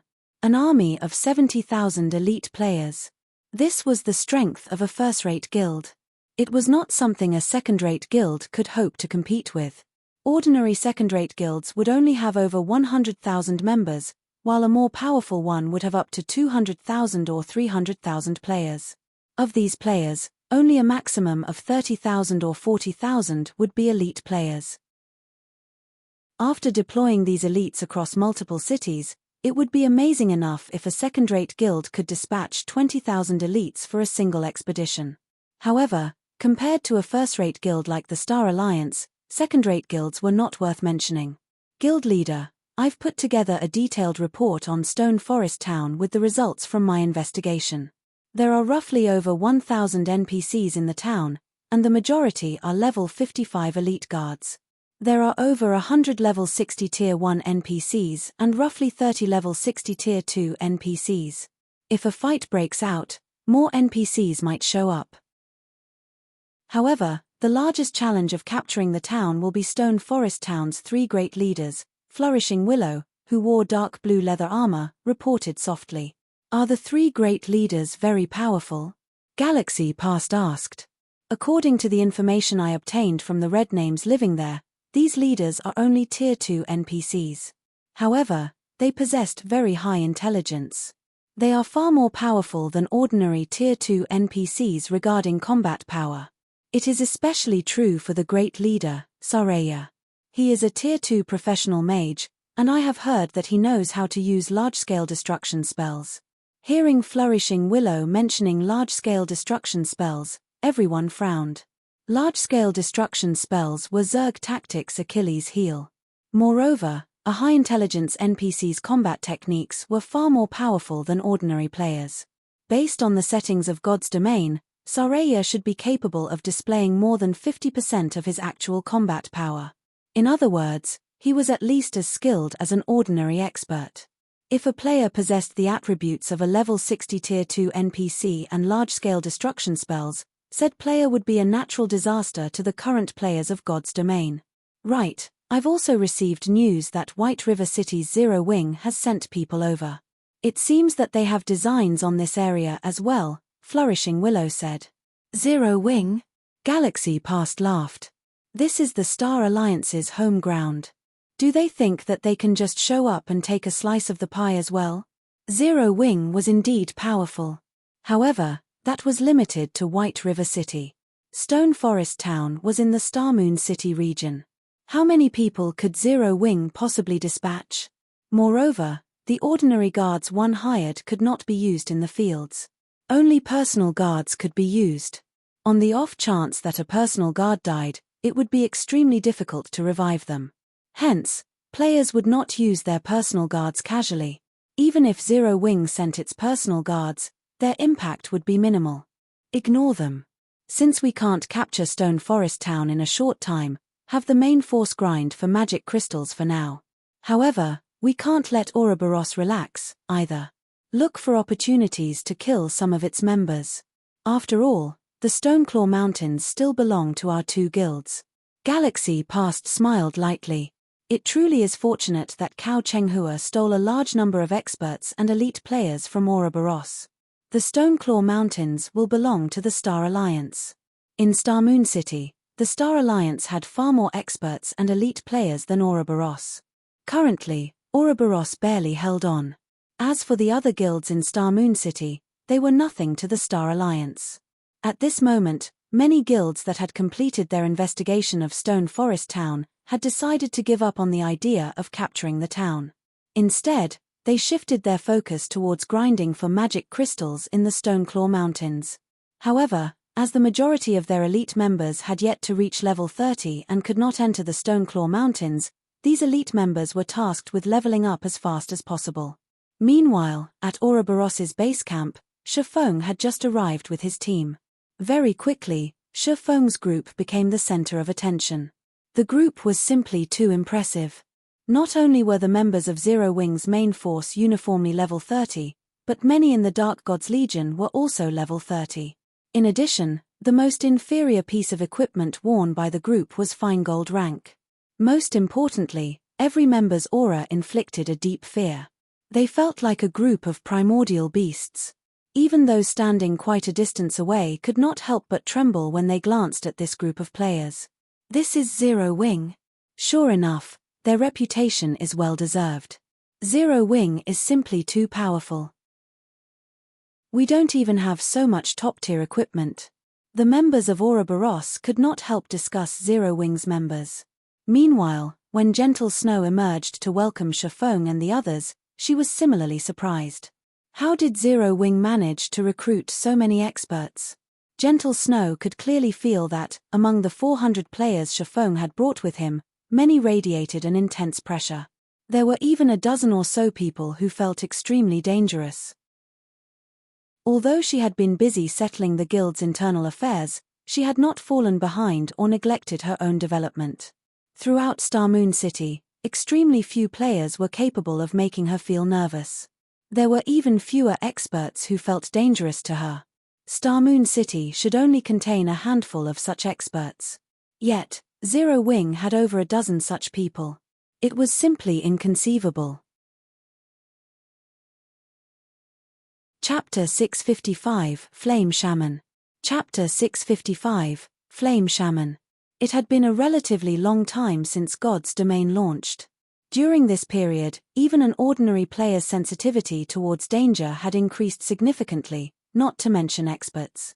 Many a time, experts of God's Domain would not judge an opponent's strength based solely on the other party's weapons and equipment. They also judged their opponent's strength based on the degree of danger they felt from their opponents. An expert's combat power was not limited to their weapons and equipment. Combat techniques and powerful skills also affected a person's combat power.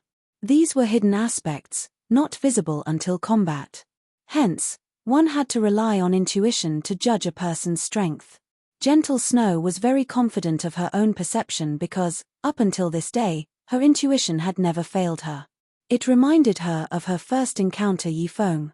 Although Yifeng's equipment had been pathetic, his level had been very low, and he had not felt threatening in the least, her intuition had told her that Shifeng was extraordinary. And indeed, her intuition had not been wrong. Time had proven that Shifeng was truly extraordinary. Meanwhile, Gentle Snow's intuition currently told her that the group of people in front of her was very deadly.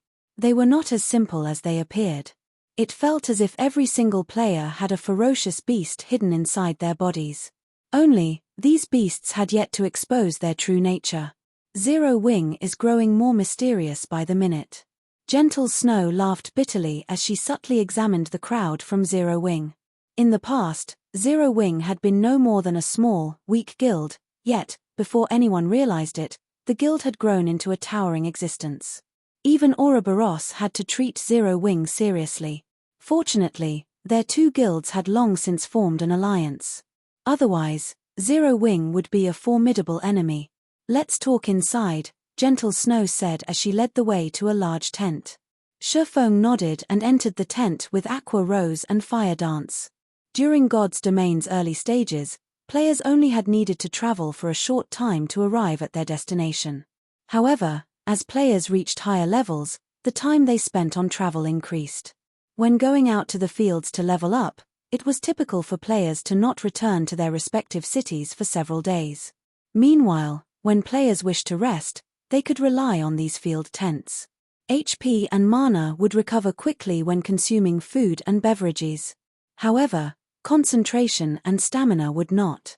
Generally, players had to return to a city to rest and recover. With a field tent, however, there was no need to do so. Although the recovery speed while inside a tent could not compare to resting in a city, it was sufficient. Only, ordinary players could not afford a field tent. Just an ordinary 6-man tent sold for 10 gold at NPC shops, not to mention 20-man, 50-man, or 100-man tents. Not only did one need enough money to purchase a 100-man tent, but they also needed a certain amount of reputation. The large tent before them was a 100-man tent, and it had cost 200 gold. If one had sufficiently high reputation, they could receive a small discount. However, even then, a 100-man tent would still cost more than 150 gold. Inside, the tent looked like a guild residence's conference hall. Currently, more than a dozen people sat inside the tent, and every one of them was a member of Ouroboros's upper echelon. They were uniformly level 30, and their equipment was among the best one could find. Meanwhile, the beautiful and vibrant Zhao Yueru relaxed amongst these players, currently dressed in white and red luxurious mage robes. In her hand, she wielded a red jade staff covered in runes. Looking at the faint red glow that surrounded the staff, one could immediately tell it was an extraordinary item. Furthermore, a faint flame-red aura surrounded the caster. She looked like a goddess of fire. Flame shaman? Shifeng concealed his surprise when he saw Zhao Yueru, who had undergone a massive change since the last time they met. Flame shaman was a hidden class, and its legacy rank was similar to the astromancer. It was considered an advanced legacy. As the name suggested, it was a class that specialized in controlling flames. However, a flame shaman was not as balanced as an elementalist. The class specialized in attacking and destroying everything. In terms of damage output, the class was far superior to an astromancer. It was an extremely violent class. In the past, Zhao Yueru's fame had only started to soar after she class changed into a flame shaman. The public had known her as the Flame Witch. Shifeng never imagined that Zhao Yueru would become a flame shaman so quickly. Even against an MT of the same level geared with top-tier equipment, a flame shaman could finish them off in 2 or 3 moves. A flame shaman could practically one-shot an ordinary MT. However, although the class's damage was astounding, it was also because of this that flame shamans had very few survival and life-saving abilities. In dungeons and team battles though, they were beyond scary. They were practically tomahawk cruise missiles. After sweeping a glance over everyone present, Shifeng understood the general situation regarding Ouroboros's top combat power. Although Ouroboros had lost many of its top combatants, the guild was still much stronger than second-rate guilds with its remaining forces. "This is the data we collected on Stone Forest Town," Gentle Snow said as she handed Shifeng a folder. Slowly, she explained, "Currently, every guild is trying to occupy the town. However, the town is strong enough to avoid capture even if we combine our guild's strengths. I suggest that we strike at the Stoneclaw Mountains first, harvesting magic crystals and building our strength. With both of our guild's experts, we should be able to occupy the high-resource areas within the mountains quickly. We can then use the opportunity to widen the gap between us and the other guilds. Currently, nobody could do strike against Stone Forest Town. The best option right now was to accumulate their strength. This was also why Gentle Snow had asked for Zero Wing's help. There is no need to go through all that trouble. We can just capture Stone Forest Town. Once we occupy the town, it will be simple to obtain the rights over the Stoneclaw Mountains," Shifeng said, shaking his head.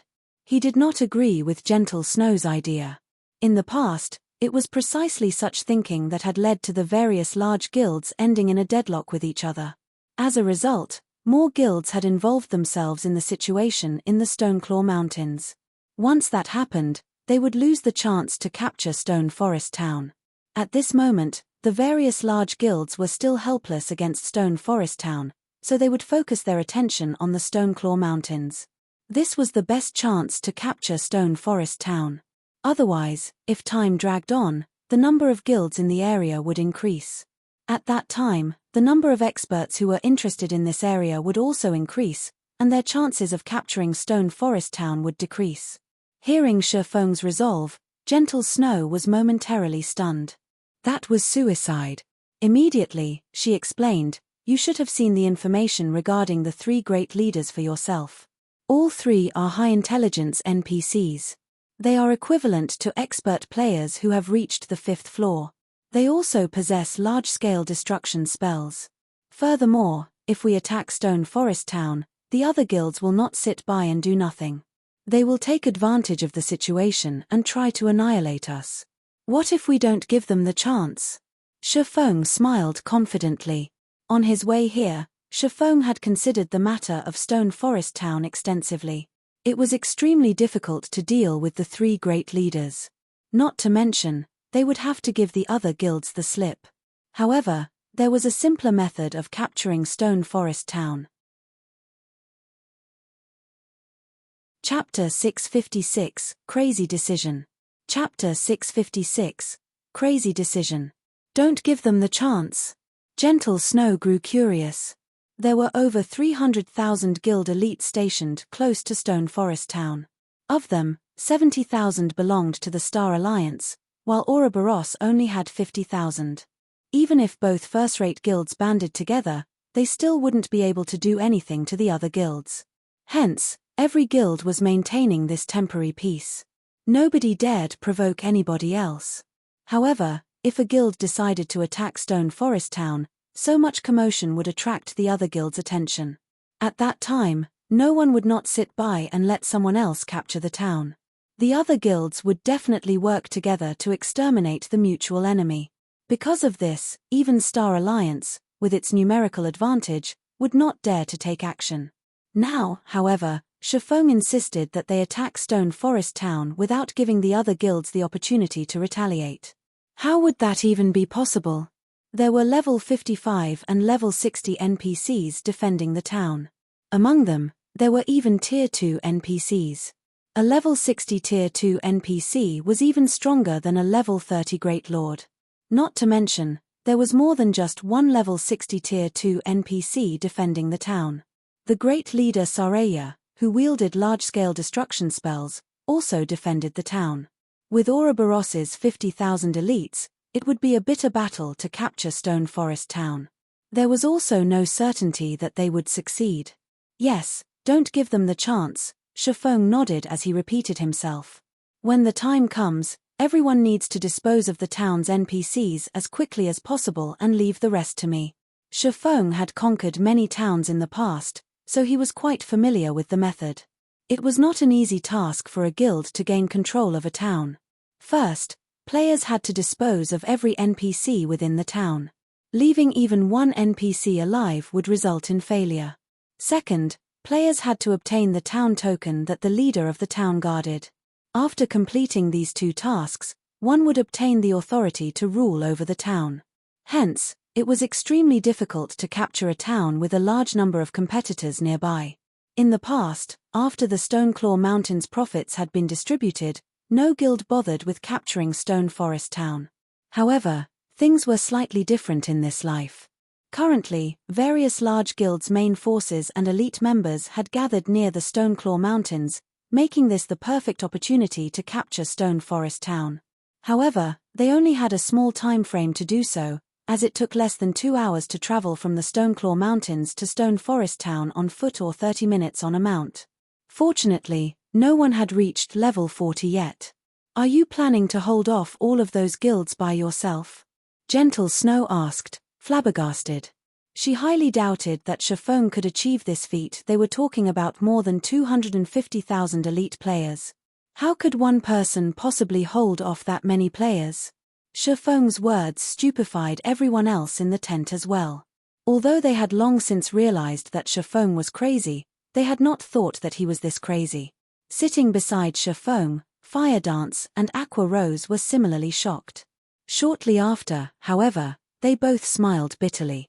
Although they had no doubts that Shifeng could escape the clutches of 250,000 elite players, no matter how they racked their brains, it was impossible to fend off 250,000 elite players, preventing this army from harassing them while they attacked Stone Forest Town.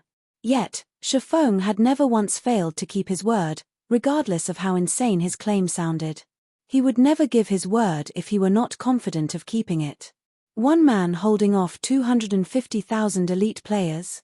Just thinking about it gave them goosebumps. Relax, it'll be fine. However, whether or not we succeed will depend on how fast you can clear the NPCs in the town, Shifeng said confidently.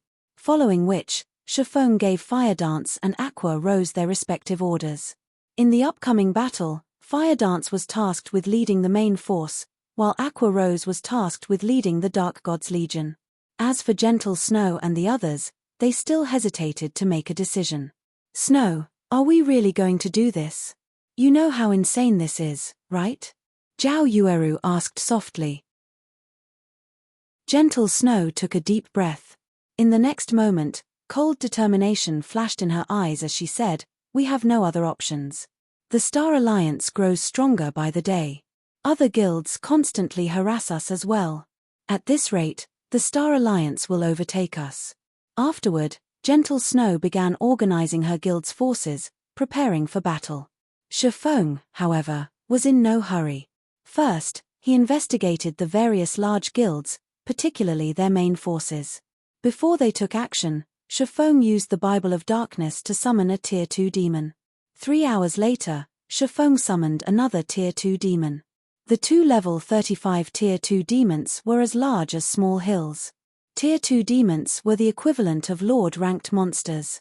It was quite reassuring to have two level 35 lords on their side.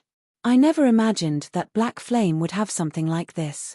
It's no wonder he was so confident of fending off the other guilds. Gentle Snow was stunned when she saw the two powerful Tier 2 demons. Even a 100-man team could deal with an ordinary Tier 2 demon, although they might struggle. However, a Tier 2 demon under a player's control was far more terrifying. It could annihilate even a 1,000-man elite team. If two Tier 2 demons banded together, their impact would be multiplied several folds. With these two Tier 2 demons, Shifeng could successfully delay the other guilds for some time. Just as Zero Wing and Ouroboros were about to mobilize their forces, the various large guilds received news of this matter. The various large guilds each had their own information network. With Ouroboros mobilizing such a large army, how could news of it escape the eyes and ears of the various large guilds? Has Gentle Snow gone mad? She really believed Black Flame? Does she think Black Flame is a god that can fend off an army of 250,000 players? Galaxy Past, who was currently in the Stoneclaw Mountains, laughed madly when he received this information. Notify the others immediately. If Ouroboros dares attack Stone Forest Town, find an opportunity to strike. Galaxy Past wasn't the only person with such thoughts. The other guild leaders similarly thought that Gentle Snow had lost her mind. Black Flame was similarly insane. Did he really think that their guild's elite members were blockheads that would just stand by and die for him? If all 250,000 players worked together, the ranged attacks alone could kill a lord of the same level instantly, not to mention a player. Suddenly, the various large guilds surrounding Stone Forest Town began mobilizing their forces, preparing to take action at a moment's notice. Now, all that was left was for Ouroboros and Zero Wing to move. As for the various large guilds' main forces and elite members, they all continued grinding for magic crystals in the Stoneclaw Mountains. News sure flies. However, this isn't too bad, either. It would have bothered me if they didn't make a move, Shifeng chuckled. He then activated the aura of Wind's Wind Rider, transforming into a blur as he flew to Stone Forest Town. What is he trying to do? Gentle Snow muttered in confusion. Shifeng's actions even confused Fire Dance and Aqua Rose as Shifeng had not revealed his true plans. Let's begin, then. Shifeng grinned. Immediately, he swapped the aura of wind for the aura of fire. He then cast Firestorm on Stone Forest Town's NPC stronghold. Suddenly, flames engulfed the third and highest floor of the stronghold. Some nearby players turned to ash instantly. As for the NPCs inside the stronghold, they sustained heavy damage as well. In the blink of an eye, the stronghold's third floor was nothing more than scorched ruins. The crowd watching from afar was stupefied. Shifeng had actually attacked the NPC stronghold by himself. He was seeking death. At this moment, a white-haired old man in black robes emerged from the ruins. This old man was Saraya, a level 60 tier 2 NPC. Looking at Shifeng, Saraya shouted angrily, saying, "Intruder, you actually dare to provoke me? I will show you how terrifying it is to anger a mage." Saraya, Great Leader, Professional Mage. Level 60.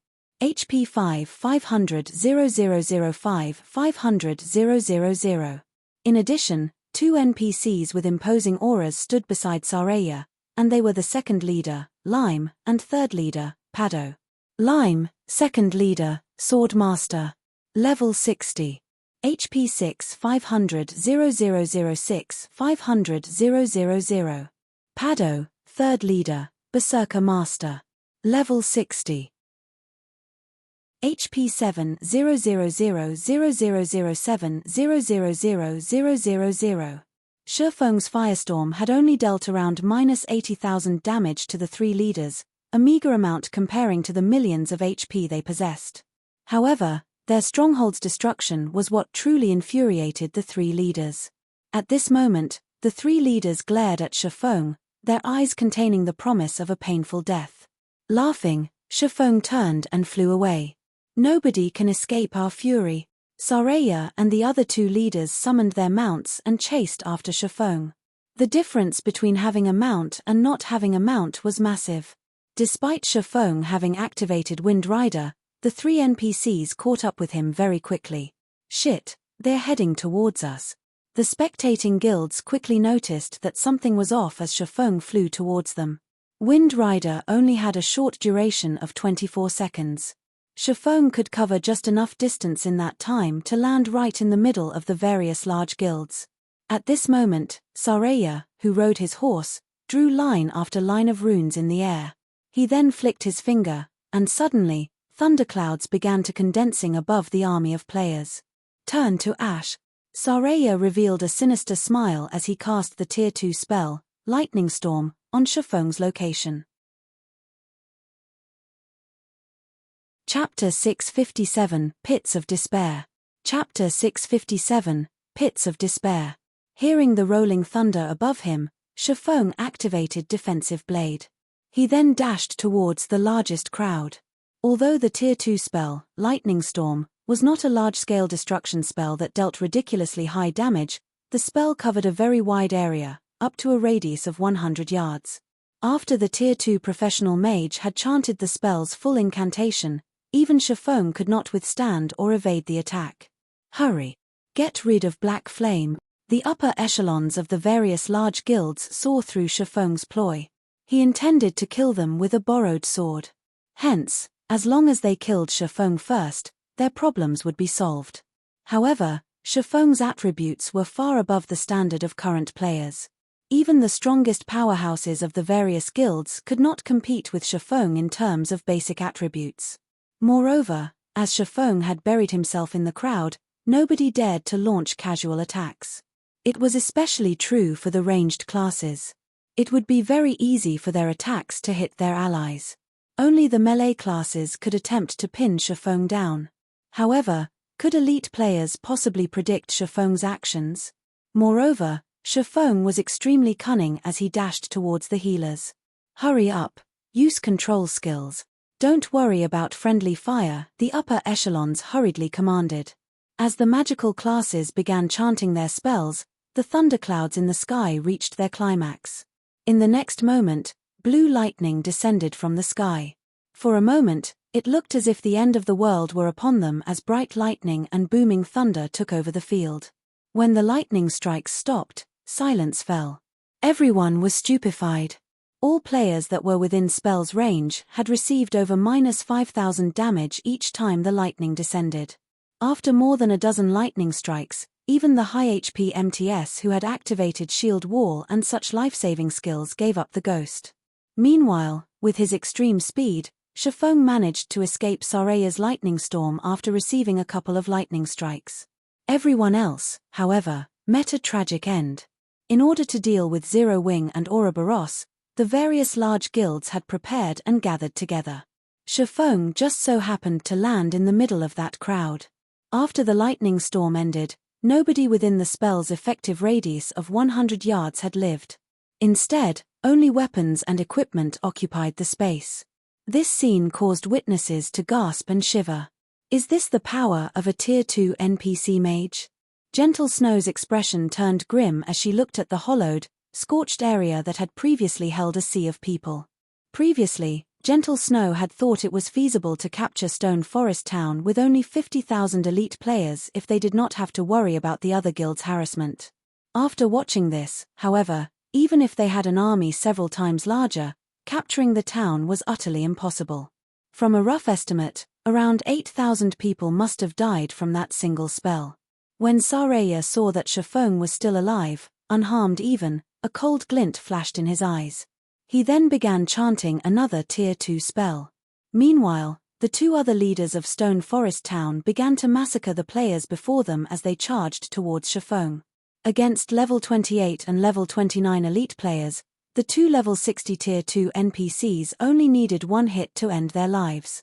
The two NPCs were like meat grinders as they butchered the various guilds' elites. As for Shifeng, he did not bother putting up a heroic fight against the NPCs. Instead, he simply turned around and fled, running to the highest concentration of players. Not only could he reduce the number of enemies this way, but he could also utilize the elite players to pin down the three great leaders, giving him more time to escape with his life. The strength of level 60 Tier 2 NPCs with high intelligence was no laughing matter.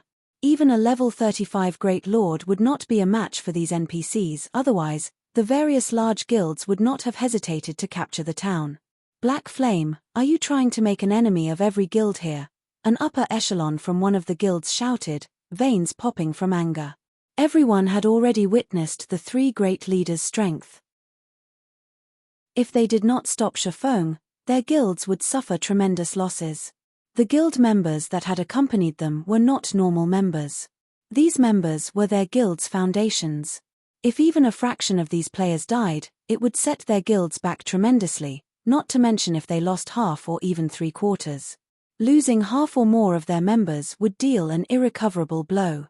Black Flame, even if Zero Wing is more powerful, your guild will pay if you oppose every guild present.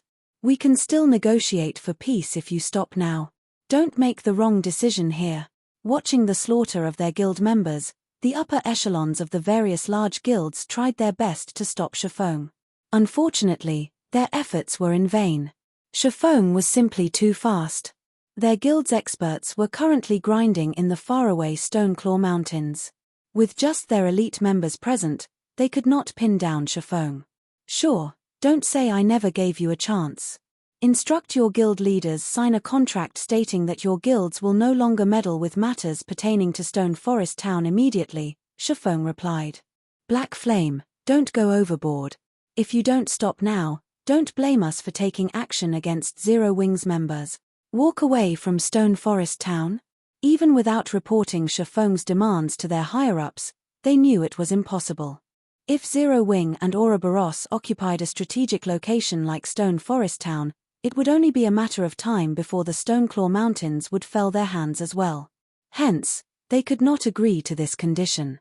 At this point, none of the large guilds dared to strike the three great leaders in fear of shifting the NPCs' aggro towards themselves. As for having their members scatter and flee, although they could reduce their losses by doing so, once scattered, they would no longer be a threat to Ouroboros and Zero Wing. However, dealing with Zero Wing's 400 members would be a piece of cake for their armies. Even Shifeng could not save his allies. At that time, both sides would end in mutual destruction, with neither side obtaining any benefits. What a pity. You leave me with no choice, then. Shifeng then proceeded to dash towards the next crowd of players. You will regret this. The upper echelons of the various guilds had never imagined that Shifeng would be so decisive and unafraid of their mutual destruction. At this moment, the guild leaders of the various guilds, who currently resided in the faraway Stoneclaw Mountains, had received news of the attack. Black Flame has truly lost his mind this time. He actually dares to declare war against all of our guilds. Since he wants to play, let's play. Tell them to send a small detachment to take out Black Flame. Everyone else is to split up and delay Ouroboros and Zero Wing as much as possible. I doubt that Black Flame will lead the three great leaders towards his own allies, Galaxy Past laughed. Immediately, he commanded, everyone, retreat from the Stoneclaw Mountains and hurry to Stone Forest Town. Also, contact the other guild leaders. I want to show Black Flame and Gentle Snow that they are doing nothing more than digging their own graves. Before this occurred, the Star Alliance and Ouroboros had both been intimidating guilds. Hence, none of the other guilds would have worked with either one of them. Now, however, the situation changed as Ouroboros actively stirred up trouble. The nail that stuck out would be hammered down. If the Star Alliance could band together with the other guilds to deal with Ouroboros, not only could they obliterate Ouroboros in one fell swoop, but it would also have a better chance of obtaining Stone Forest Town. After all, within the Star Moon Kingdom, no other guild could possibly stand against the Star Alliance. Once Ouroboros was gone, the Star Alliance's word would become law. A short moment later, sure enough, the guild leaders of the various large guilds had formed an alliance with the Star Alliance to deal with both Ouroboros and Zero Wing. After the various large guilds surrounding Stone Forest Town banded together, according to Galaxy Past's plans, they sent out a force of 80,000 players to suppress Ouroboros and Zero Wing. As for the remaining forces, they scattered and circled the town, preventing anyone from escaping. Black Flame, it's too late. Today, we'll teach you the consequences for antagonizing the masses. The upper echelons of the various guilds directed their members to suppress Ouroboros and Zero Wing. Even if the three great leaders were more powerful, with everyone spreading out, even if the NPCs had free reign, they would only kill a limited number. Against an army of 250,000, that number would only be a drop in the bucket. Meanwhile, the various large guilds had forced Ouroboros and Zero Wing into a corner. It was extremely easy for an army of 250,000 elites to suppress 50,000 elites. Not to mention, the experts of each respective guild were on their way. When their main forces arrived, Ouroboros and Zero Wing would be finished. They've banded together as expected. Shifeng frowned. However, he just shook his head and laughed. Since you want to go for mutual destruction, I'll show you the pits of despair. The three great leaders protecting Stone Forest Town had not revealed all of their strength. Stone Forest Town was in such close proximity to the Stoneclaw Mountains. With the massive benefits from the mountains, how could Stone Forest Town possibly be an ordinary town? Chapter 658, Nightmare Descends. Chapter 658, Nightmare Descends. Aqua, lead everyone away from the town immediately, Shifeng said through a whisper. Understood. Aqua Rose was slightly stunned by this command. Originally, she had thought Shifeng would use Zero Wing's trump card. She had not expected him to order a retreat and give up on Stone Forest Town. However, since Shifeng had given the command, Aqua Rose had no choice but to lead everyone away. Gentle Snow's army similarly retreated. Throughout Star Moon Kingdom, there was not a single guild that could stand against an army of 250,000 elite players. If they continued fighting, only death awaited them. In truth, though, even if they did fight, their enemy would not leave unscathed either. Both sides would be destroyed. In terms of equipment, Zero Wing's main force was far superior to the other guild's experts, not to mention their elite players. After the main force had swapped out their Tier 2 gemstones for Tier 3 gemstones, their attributes were simply overwhelming. In addition, there were currently no enemy experts to pin them down. As a result, the Zero Wing's main force swept like a scythe across the enemy forces, leaving only devastation in its wake. Spell after spell bombarded Kola, Yi Wumian, and Turtle Dove, who stood at the forefront of the team. However, these spells had not even tickled the 3 MTS. Even the most powerful attack only dealt slightly over -1,000 damage. However, all 3 MTS had over 10,000 HP each. Moreover, The majority of their enemies' attacks had not even landed. These MTS only needed a single heal to recover to full HP. There were also the two Tier 2 demons. Both Tier 2 demons were melee fighters with over 3 million HP each. Under Shifeng's control, both demons were like gods of destruction. The two demons were unstoppable as they targeted the enemy healers. Also, although Shifeng could not control the two demons perfectly, he could maneuver them to avoid as many attacks as possible. In terms of basic attributes, the two level 35 Tier 2 demons were much stronger than even Shifeng. Even their strength was superior to Shifeng's, who wore Tier 3 strength attributed gemstones. So, how could ordinary players hope to touch them? Only if everyone concentrated their attacks on the two demons and sealed off their escape routes would the two demons receive some form of damage. However, with Zero Wing's healers and the demon's innate battle recovery, they could very quickly recover the lost HP. Against the two Tier 2 demons' assault, the various large guilds suffered scores of deaths with every passing second. After only a few minutes of battle, the coalition of guilds had lost nearly 7,000 elite players. Zero Wing claimed just as many lives as the three great leaders. The members of the various large guilds felt like a knife had been plunged into their hearts as they watched. Without any of their guild's experts, they were helpless against a team like this. This was also why the various large guilds were desperately trying to nurture experts and frantically fighting over the Stoneclaw Mountains. The only consolation was that Ouroboros suffered similar losses. Since the battle had begun, Ouroboros had lost over 2,000 members.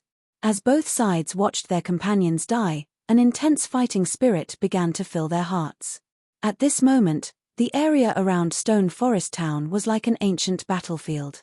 Meanwhile, the red names in Stone Forest Town were dumbfounded. Players were killing each other all over the place. There were players dying every second.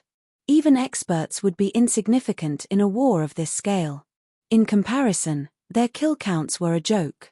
While Ouroboros and Zero Wing retreated from Stone Forest Town, Shifeng activated Windwalk and crushed a speed scroll as he dashed towards the town. Meanwhile, the three great leaders followed closely behind. Ha ha ha. Black Flame is finally scared. Too bad that it's too late for regret. Brothers, charge. Don't let anyone from Ouroboros or Zero Wing get away. With the Star Alliance taking the lead, the other guilds enthusiastically chased after Ouroboros and Zero Wing's remaining members. However, as the two guilds charged at the enemy encirclement, everyone finally witnessed Zero Wing's strength. With just 400 members, Zero Wing had easily torn apart the encirclement of over 10,000 players. Casting stars of light, over 1,000 players died by Blackie's hand in the blink of an eye. As for Fire Dance, she was like a ferocious beast as she charged into the enemy crowd. With a swing of her short swords, she easily sent players flying and dispersed the crowd. There was even less need to mention the strength-based classes like Cola and Rampant Blade. Crashing into the enemy front lines with his shield, Cola easily sent 5 level 28 and level 29 MTS flying, damages of over -1,000 points appearing above the enemy players' heads. After absorbing an accumulated damage of 5,000 points, he then activated Bluefire Shield, causing 150% damage to an area of 3 by 10 yards in front of him. The enemy players before him lost over half of their HP. As for Rampant Blade, he brandished his Bluefire double-edged sword, killing an enemy player with each hit. From time to time, he would also trigger the Bluefire dance, instantly wiping out a group of elites. However, when it came to group-killing capabilities, Aqua Rose was the strongest of them all. Not only was she a glass cannon, but she also had the Bluefire heart. She could summon 3 elite-ranked Bluefire Crows to assist her in battle. Although the Bluefire Crows were only elite-ranked and were the same level as Aqua Rose, level 30, their attack power would increase based on Aqua Rose's intelligence attribute. Meanwhile, Aqua Rose currently wore a complete Tier 1 set equipment. In addition, she was also fully equipped with Tier 3 gemstones. Her total intelligence was over 400 points. Overall, each elite-ranked Bluefire Crow could rival a special elite of the same level. However, the Bluefire Crow's most impressive aspect was their growth skill. 1 minute after the Blue Fire Crows had been summoned, they could grow from elites to special elites. After 5 minutes, they would become chieftains. After 10 minutes, they would become lords. After 18 minutes, they would become high lords. Finally, at 27 minutes, they would become great lords. At that time, even though the Blue Fire Crows would only last for 3 more minutes, 3 level 30 great lords could easily wipe out an army of 1,000 level 30 elite players. By this point, 18 minutes had passed since the Blue Fire Crows summoning, so all 3 were already high lords. Their damage could rival even great lords. Aside from MT classes, the Blue Fire Crows only needed 1 strike to kill the other classes. How is Zero Wing so strong? Even though they have so few people, they've killed over 10,000 of our troops. Yet, we've only managed to claim over a dozen or so lives. For a time, after seeing how powerful Fire Dance and the other members of Zero Wing were, the enemy guild members refused to charge forward, afraid that they would die instantly as well. Before this, everyone had only heard that Zero Wing was very strong. However, no one had ever actually witnessed their exact strength. Now, however, these guilds finally saw it for themselves. An army of 10,000 elite players was nothing to these experts. This scene also shocked Ouroboros's members. With just 400 players, they had instilled fear into tens of thousands of players. As an enemy, they were a frightening force to reckon with. As an ally, however, they were incredibly dependable. Very easily, Zero Wing punched a hole through the encirclement of the various large guilds, creating a path of escape. However, facing the encirclement of over 200,000 players, even Zero Wing's members could only do so much. Ouroboros, which had started this war with an army of 50,000 players, had less than 30,000 members remaining. Should they continue fighting, they would most likely suffer complete and utter annihilation. Meanwhile, Stone Forest Town suddenly began to collapse, the buildings within the town crumbling, one after another. A massive obelisk then emerged in the heart of the town, and Shifeng stood atop this obelisk. What's going on? This commotion instantly attracted everyone's attention as they felt the ground beneath their feet quake. It was like an earthquake measuring 7 on the Richter scale had hit the area around Stone Forest Town. What are you trying to do? Saraya shouted anxiously at Shifeng, an expression of horror on his face. The 2 other leaders similarly stopped their pursuit as they glared at Shifeng. This obelisk was their group's greatest secret. They had never imagined that Shifeng would know about it or to rush into their stronghold to activate it. Of course, I want to witness the depths of hell. At this moment, Shifeng looked ragged. Not only had he needed to avoid all the traps inside the stronghold, but he also had to dodge the 3 great leaders. Only after using all his usable life-saving skills, had he managed to activate the greatest taboo obelisk in the Star Moon City region. Saying so, Shifeng swung the abyssal blade, shattering the dazzling crystal ball on top of the obelisk. Stop! The 3 great leaders shouted in horror. Chapter 659, Town Token. Chapter 659, Town Token. What's going on? Seeing the 3 great leaders' panicked expressions, the players in Stone Forest Town turned to Shifeng, who stood on top of the obelisk. The 3 great leaders were level 60 Tier 2 NPCs. At this stage of the game, these NPCs could squish players like ants. Yet, such powerful NPCs were actually afraid. What was going on? After Shifeng shattered the crystal ball, he switched the 7 luminaries ring to the aura of space and used space movement to escape the town. In the next moment, a massive 5-fold magic array appeared above Stone Forest Town, enveloping it. Suddenly, mana rain began to fall on the town. Such a high mana density. My spell effects have doubled. This feels awesome. Many magical class players in the down grew excited. At this moment, the members of Ouroboros and the various large guilds had stopped fighting as they shifted their gazes towards the phenomenon in Stone Forest Town. The 5-fold magic array covered the sky above the town and currently released a colorful brilliance. Even from so far away, they could feel the dense mana filling the city. Suddenly, Stone Forest Town became a paradise for players. The higher the density of mana in the environment, the clearer and more active a player's mind was. These areas were helpful for improving a person's skill completion rate. Unfortunately, locations with high mana density were extremely rare in God's domain. Although the environmental mana in the Divine Colosseum's Trial Tower was quite dense, it was nothing compared to Stone Forest Town. Seeing that Stone Forest Town had such a valuable atmosphere, the various guilds' upper echelons began to drool. Regardless of the sacrifice, we must have a guild residence in Stone Forest Town. Ruthless greed flashed in these echelons' eyes. Setting aside the mana crystals of the Stoneclaw Mountains, capturing Stone Forest Town for its atmosphere was worth every sacrifice. If they possessed Stone Forest Town, they could send their guild's elites here to improve themselves. Although development here would not be as efficient as in the Divine Colosseum, they would not have to spend a single mana crystal on training. They could save a lot of money. Moreover, if they allowed their members to train in Stone Forest Town for long periods, the rate at which they nurtured experts would definitely surpass the other guilds. With a large group of experts, becoming even a super first-rate guild would be entirely possible. Without hesitation, the upper echelons of the various large guilds immediately reported this to their respective guild leaders.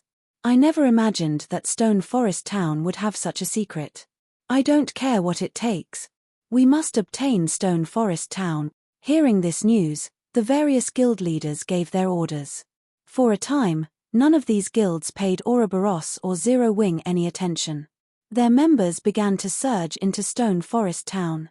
Moreover, with the dense mana surrounding the town, the closer these players got to the town, the stronger their combat power became. It was especially true for magical class players.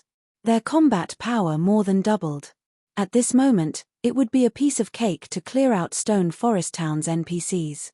Although the NPCs in the city had also grown stronger due to the environmental mana, only the magical class NPCs received a damage buff. Their skill completion rates had not changed. However, that was not the case for players. The dense mana created a conducive environment that improved both spell effects and skill completion rate. Players had received a much greater boost to their combat power than the NPCs. Hence, capturing the town became much easier. Guild leader, just what did you do to Stone Forest Town? Aqua Rose could not bring herself to believe what she saw.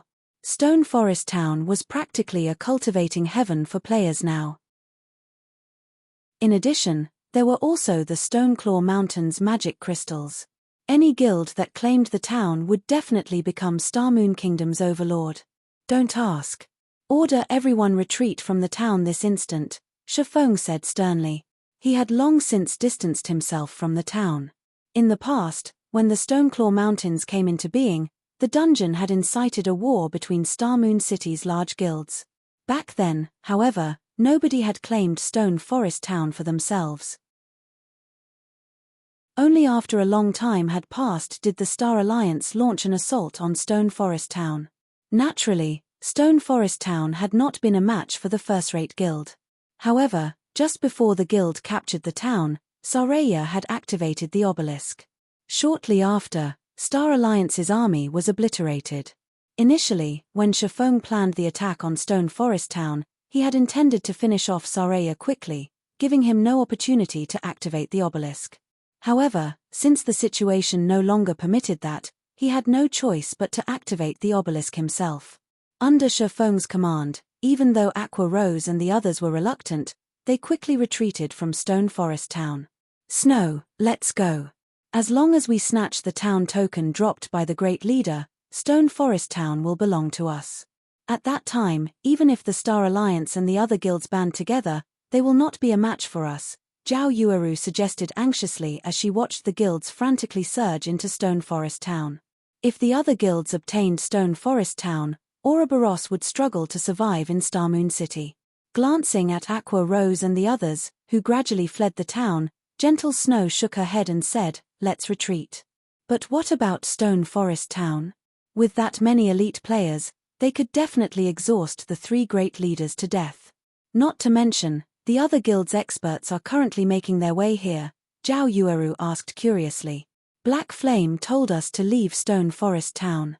He must have a reason. Otherwise, with Zero Wing's strength, they could compete for the town token. Since they aren't trying to fight over it, there must be something wrong with Stone Forest Town. Moreover, Black Flame caused this himself. He must know more than we do. It's best that we retreat and observe the situation for now. Stone Forest Town tempted Gentle Snow as well, but she chose to maintain her calm because she knew that a calm mind was the strongest weapon in such a situation. Ha, Zhao Yueru sighed. Although she was disappointed, her friend had never been wrong. In the end, she could only turn and retreat after glancing at Stone Forest Town. Ouroboros's other members also began to retreat. Time passed little by little. The battle inside Stone Forest Town grew more intense as time passed. The environmental mana also grew denser. The players in the town fought madly in the thick mana. After more than 10 minutes of frantic battle, the majority of the NPCs inside Stone Forest Town had died. Only a few Tier 2 NPCs remained, desperately fighting for their lives. The elite players that surged into the town in waves were simply too much to handle, even for the three great leaders. At this moment, the three NPCs each had less than 30% of their HP remaining. On the other hand, there were still over 150,000 elite players in the city. Victory was in sight for the various guilds. Kill. Saraya only has about 1 million HP left. Focus on avoiding his large-scale destruction spells. Guild leader has issued the command. Whoever secures the town token will be directly promoted to a guild elder, rewarded with a set of top-tier equipment and 5 million credit. The guild's upper echelons secretly sent commands through their respective guild channels. Aside from the guild elder position, owning a set of top-tier equipment was everyone's dreams. In addition, there was also the reward of 5 million credits. The town token's importance was obvious. To ordinary players, 5 million credits was an astronomical amount. If they had that kind of money, they wouldn't have to work a single day for the rest of their lives. In addition to the position of elder, they could enjoy a life of luxury. Suddenly, everyone began attacking with even greater enthusiasm. Meanwhile, Ouroboros and Zero Wings members, who watched from afar, grew anxious. Guild leader, at this rate, some other guild will claim the town token, Aqua Rose said anxiously as she looked to Shifeng, who maintained an extraordinary calm. However, as soon as Aqua Rose finished speaking, Saraya, who was inside Stone Forest Town, suddenly bellowed, the sound waves sending all players within a radius of 30 yards flying. Before anyone noticed it, Saraya's white hair had become a lustrous black. As if he had grown younger by several decades, his appearance morphed from one of an old man to that of a handsome youth. However, unlike ordinary people, this youth's eyes were pure black like two black pits. Those eyes contained no emotion, and just looking at them would send shivers down one's spine. It's finally coming, Shifeng grew serious as he watched the distant Saraya. Aqua, have everyone prepare. Chapter 660 Awakened. Chapter 660 Awakened.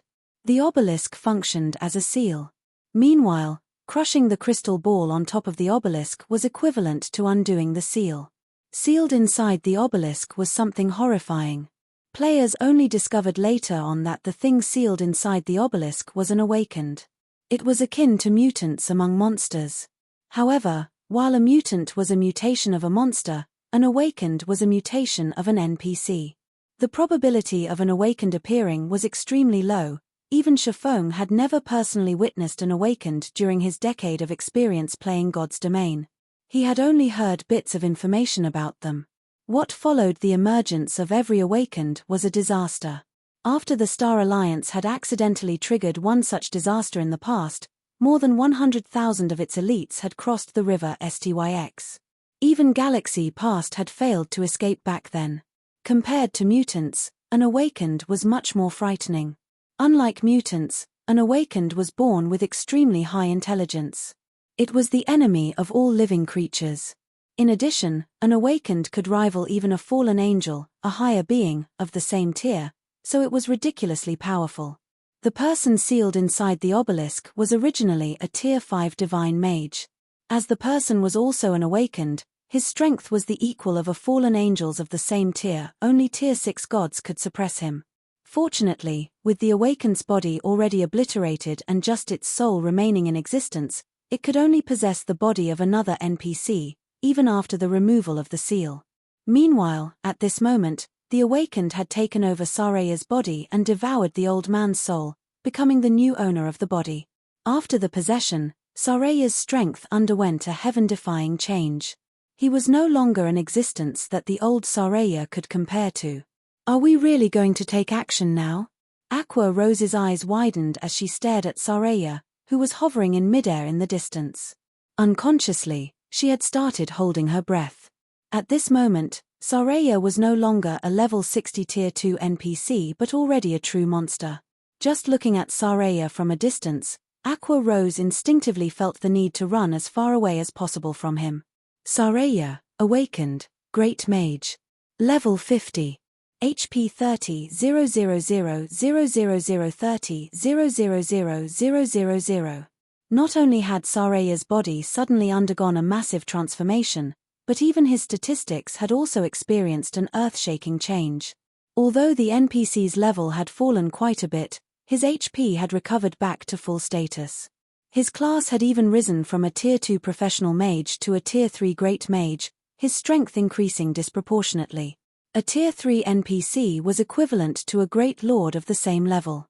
On the other hand, a Tier 3 awakened NPC possessed a strength that could rival even a Tier 4 NPC of the same level.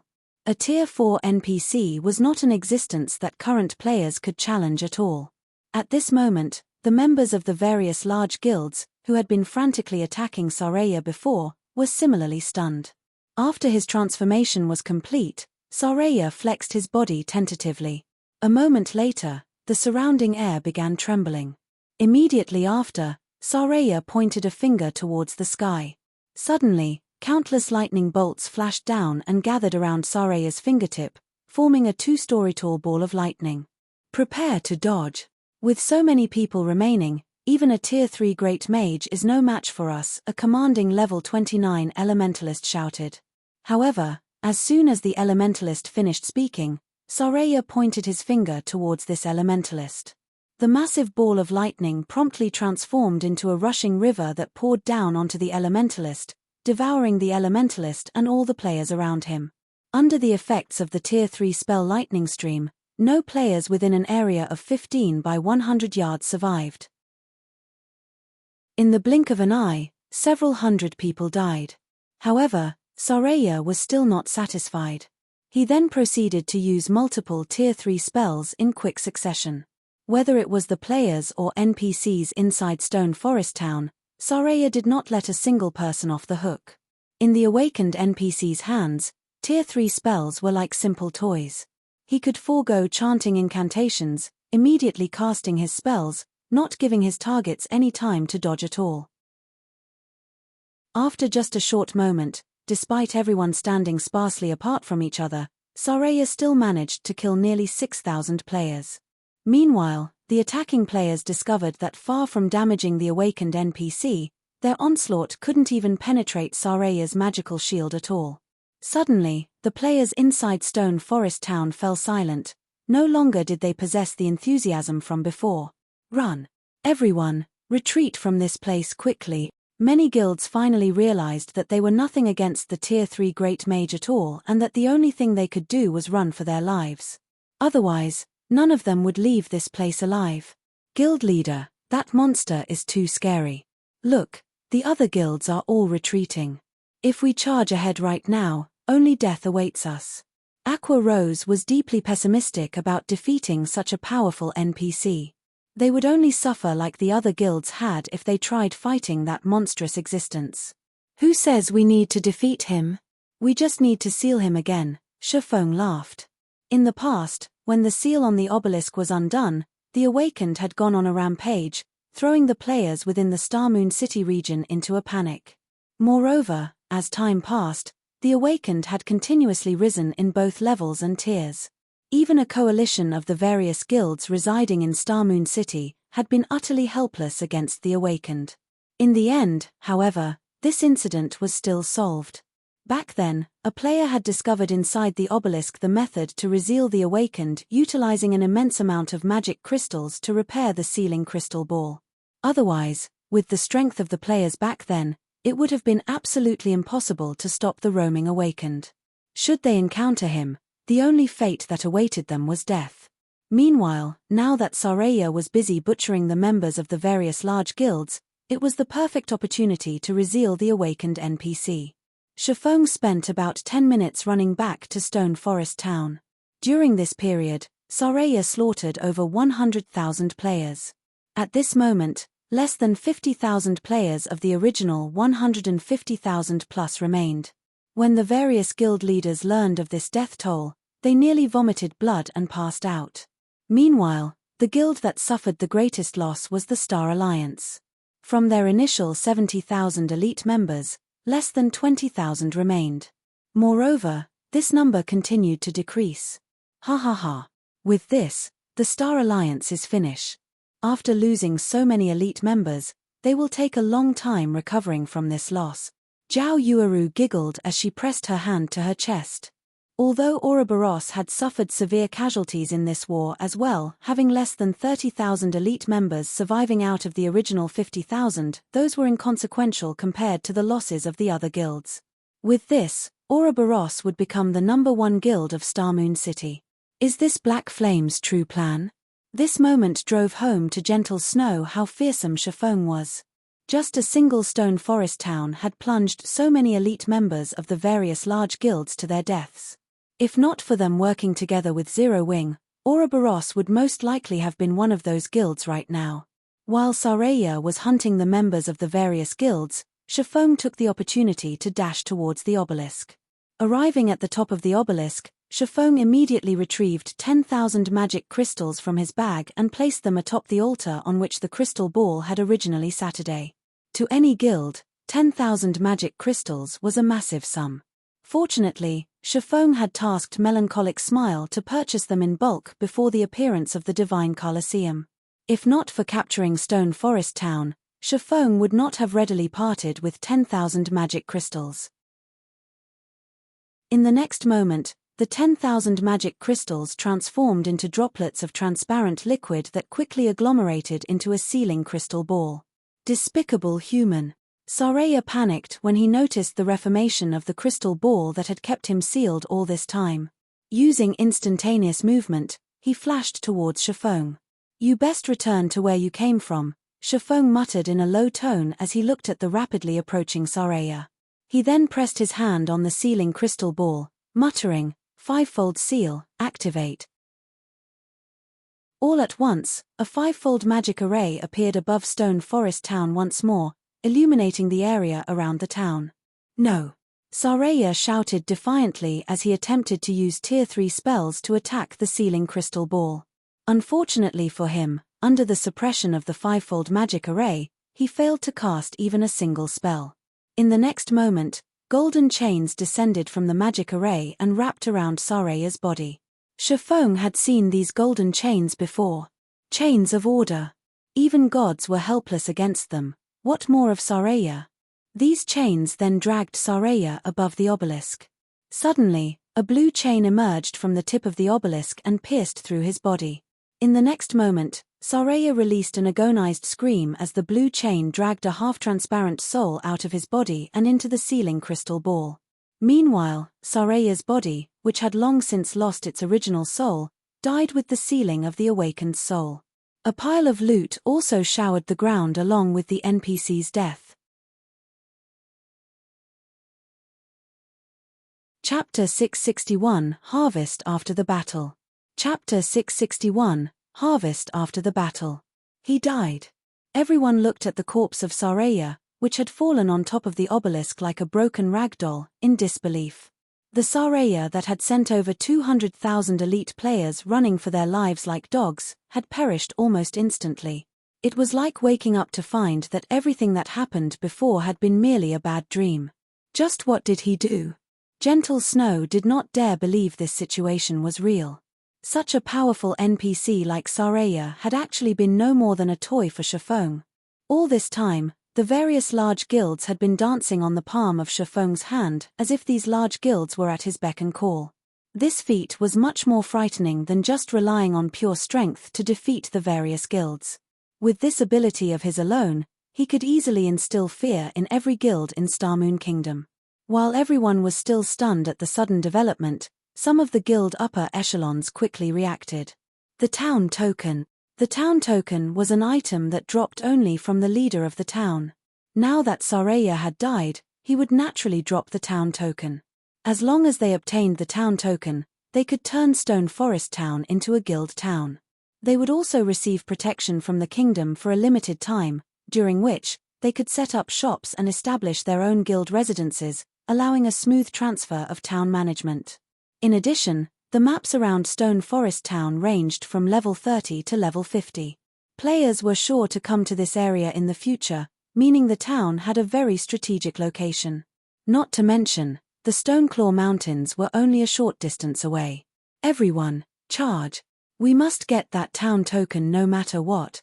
The upper echelons of the various guilds issued commands one after another, passing down the same order from their respective guild leaders.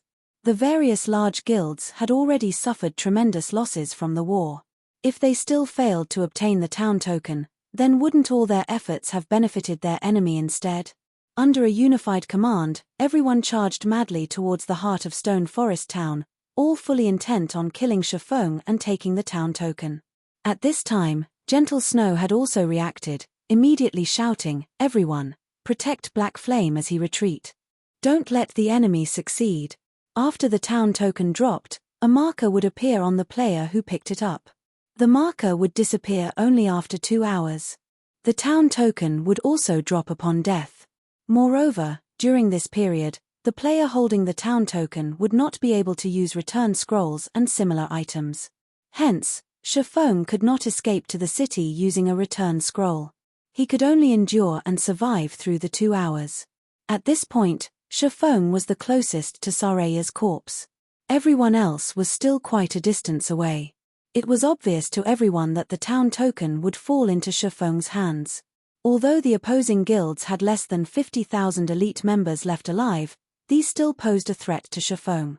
Not to mention, there was still a large group of experts on their way to the town. Fortunately, with 30,000 elite members, protecting Shifeng's retreat would be a walk in the park for Ouroboros. Once he was out of harm's way, he only needed to hide in a secluded location and wait out the 2 hours. Meanwhile, with the sealing of the Awakened now completed, the obelisk had also begun sinking back into the ground, disappearing from view. As for Shifeng himself, he was leisurely picking up the loot Saraya dropped, paying no mind to the rapidly approaching army. Once an item was in his hands, it was practically impossible for anybody to steal it from him. Despite being only a Tier 2 NPC, the loot Saraya dropped was quite bountiful. Saraya had dropped more than 20 items, though the majority of them were magic crystals and some rare materials. Of the items dropped, the most valuable was the town token. The next was a magic array design. The rest were some level 50 weapons and equipment. However, the items were of low quality, uniformly of secret silver rank. Moreover, current players could not equip these items. Although this basic mana-gathering magic array is a good item, unfortunately, it costs too many magic crystals to operate. At present, no guild will be able to sustain a magic array like this. Shifeng inwardly felt disappointed as he looked at the tattered design in his hand. The basic mana-gathering magic array could gather and condense mana into an area of 30 by 30 yards, allowing players to meditate and improve on their skill completion rates within it. Although the density of the mana inside the magic array would be slightly higher than in the Divine Colosseum's Trial Tower, the magic array cost 50 magic crystals per hour to maintain. In terms of development functions, the Trial Tower had the main god system showing players the perfect combat style of each class. This aspect of the Trial Tower was superior to the basic mana-gathering magic array, which did not supply players with any opponents. However, the magic array provided a perfect environment when players wished to train in the usage of their skills. After all, the Trial Tower would not give players any time to drill their skills. Unfortunately, The optimum number of players the basic mana-gathering magic array could accommodate was roughly 8 to 10. This capacity made the magic array very costly.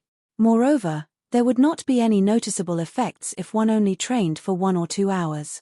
Players usually had to train within the magic array for 5 or 6 hours.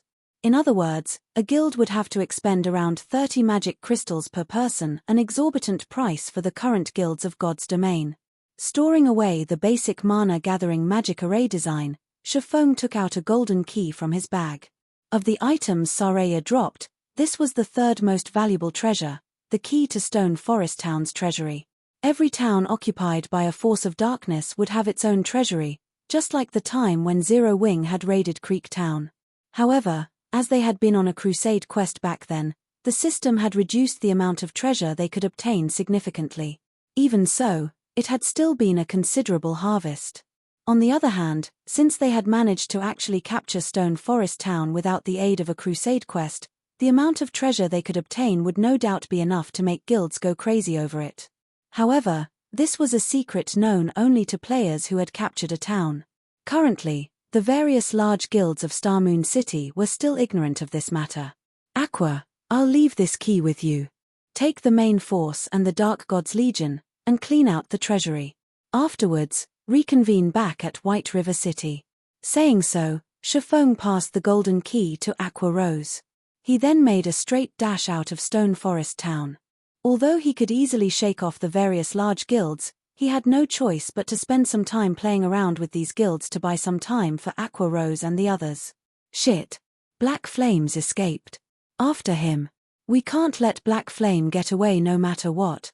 When the various large guilds saw Shifeng exiting Stone Forest Town and running towards the Limestone Hills, they immediately changed their course and headed in that direction as well. Looking at the elite army chasing behind him, Shifeng reduced his speed to give his pursuers some false hope as he slowly lured them away from the town. Guild leader, the town token has already fallen into Zero Wing's and Ouroboros's hands. Our men most likely won't be able to keep up with Black Flame's speed. With this, it will become a lot more difficult for us to compete for the Stoneclaw Mountains. Purple Eye frowned when she watched the video from the members at Stone Forest Town. Stone Forest Town provided a geographical advantage in capturing the Stoneclaw Mountains. Now that Zero Wing and Ouroboros had secured the town, they had at least a 50% chance of claiming the dungeon for themselves. Not to mention, with the massive loss that the various guilds of Star Moon City had just suffered, nobody was capable of hindering Ouroboros and Zero Wing. Given some time, the odds that the two guilds would claim the Stoneclaw Mountains would rise to 70% to 80%. It seems that I really underestimated Black Flame. However, ultimately, Star Moon City is still the Star Alliance's territory. Even if Zero Wing and Ouroboros have obtained Stone Forest Town, they should not even dream of monopolizing the Stoneclaw Mountains, Galaxy Past said, a cold glint flashing across his eyes. Let's return to Star Moon City for now. Purple, contact the other guilds and have them spread the news about the Stoneclaw Mountains. I want to see just how Zero Wing and Ouroboros intend to swallow up the Stoneclaw Mountains. Time passed quickly. After Shifeng toyed around with the various large guilds for 2 hours, he immediately used a return scroll and teleported back to White River City. However, Shifeng did not return directly to the guild residence. Instead, he brought the town token of Stone Forest Town to the Adventurers Association. Chapter 662, Guild Town. Chapter 662, Guild Town. Ever since players had started paying attention to the guard system, the Adventurers Association had seen increased traffic with every passing day. Many players who were not proficient in battles had focused their attention on NPC guards. Many were also taking advantage of this growing popularity to make a fortune for themselves. At this point, physical class bronze guards sold for 120 gold. The selling price for a magical class bronze guard, on the other hand, was over 300 gold. Meanwhile, physical class mysterious iron guards sold for 600 gold, not to mention magical class mysterious iron guards. As long as one managed to obtain a physical class mysterious iron guard, a player could easily get rich overnight if they sold said guard. Hence, More and more players came to the Adventurers Association to test their foresight and luck. As a result, the Adventurers Association was packed every day with players who would chat idly while waiting for their turn, and the Adventurers Association had become the #1 source of information in every city. Many independent players would come to the Adventurers Association to either exchange or collect information regarding God's domain. Before Shifeng even entered the building, he had already heard plenty of people discussing the Stoneclaw Mountains. A regional dungeon appeared over at Starmoon City. I heard that even the small mobs there drop magic crystals. It can't be true, right? Shouldn't it just have a slightly higher drop rate compared to team dungeons? Ha ha ha. This is something else that I heard from a friend of mine over at Starmoon City. Because of the Stoneclaw Mountains, every guild in Starmoon City is in chaos. The guilds even waged war a few hours ago. In the end, the various large guilds suffered tremendous losses. For now, the Stoneclaw Mountains remain unclaimed.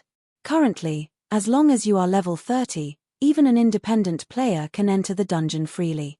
It's a pity that my level is still too low. Otherwise, I would have been grinding for magic crystals there already. I've also found out about this matter from one of my friends who's in a guild.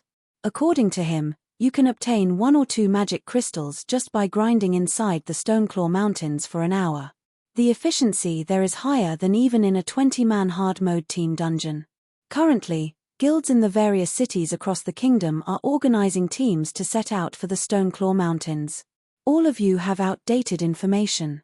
There aren't just magic crystals inside the Stoneclaw Mountains. The monsters inside also drop plenty of level 30 or above top-tier equipment.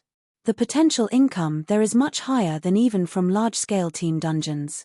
Not to mention the cities in Starmoon Kingdom, many players from the surrounding kingdoms and Black Dragon Empire are also heading towards the Stoneclaw Mountains.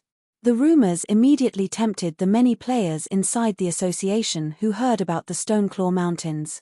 Unfortunately, none of them had reached level 30 yet. Otherwise, they, too, could get a share of the pie. They've released news about it already? Shifeng smirked faintly. Unfortunately, doing so is useless. With Stone Forest Town under his control, the Stoneclaw Mountains were practically in his hands already. There were bound to be unreconciled guilds that would try to stir up some trouble. However, these guilds did not truly know what Stone Forest Town's becoming a guild town signified. Upon Shifeng's entry into the Adventurers Association's reception hall, Aqua Rose, who had long since been waiting for him, immediately walked up to him. Smiling sweetly, she said, "Guild leader, we've struck gold this time."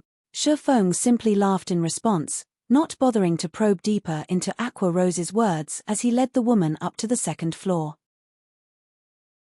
The hall on the first floor catered to individual players, while the one on the second floor specialized in managing guild affairs. "Guild leader, are you not curious about what we found inside the treasury?" Aqua Rose pouted slightly. Originally, she had wanted to tease Shifeng a little bit with the answer. She had not expected Shifeng to be completely uninterested. The harvest they gained from Stone Forest Town this time was more bountiful than the one from Creek Town. Just the amount of coins they obtained exceeded 3,000 gold. There were also more than 400 Tier 1 magic scrolls, over 100 Tier 2 magic scrolls, over 2,000 magic crystals, over 1,000 Tier 1 gemstones, and over 300 Tier 2 gemstones. In addition, they had found a large number of rare materials as well as many level 50 bronze and mysterious iron equipment. Normally, such a harvest would require a very long time for Zero Wing to amass. However, they had managed to get it from just a single town battle. If the other guilds knew, the various guild leaders would most likely die from anger, yet Shifeng remained utterly indifferent to it. "Have you brought the money?"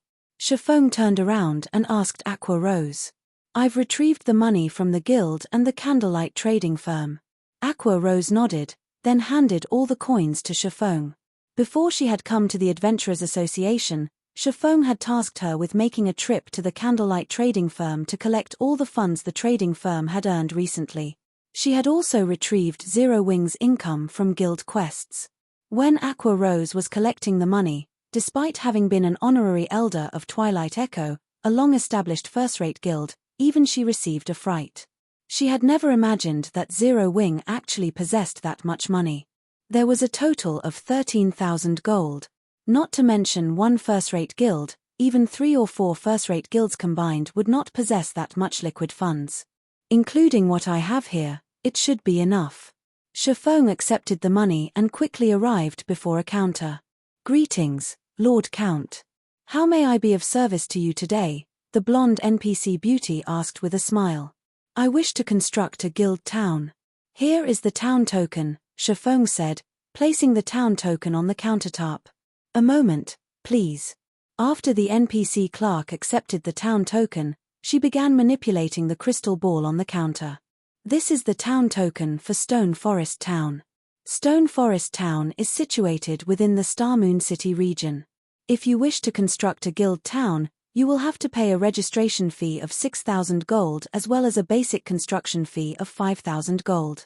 In the future, you will also have to pay a monthly management fee of 5,000 gold. Does my lord wish to hire any guards? Yes. Shifeng nodded. Okay.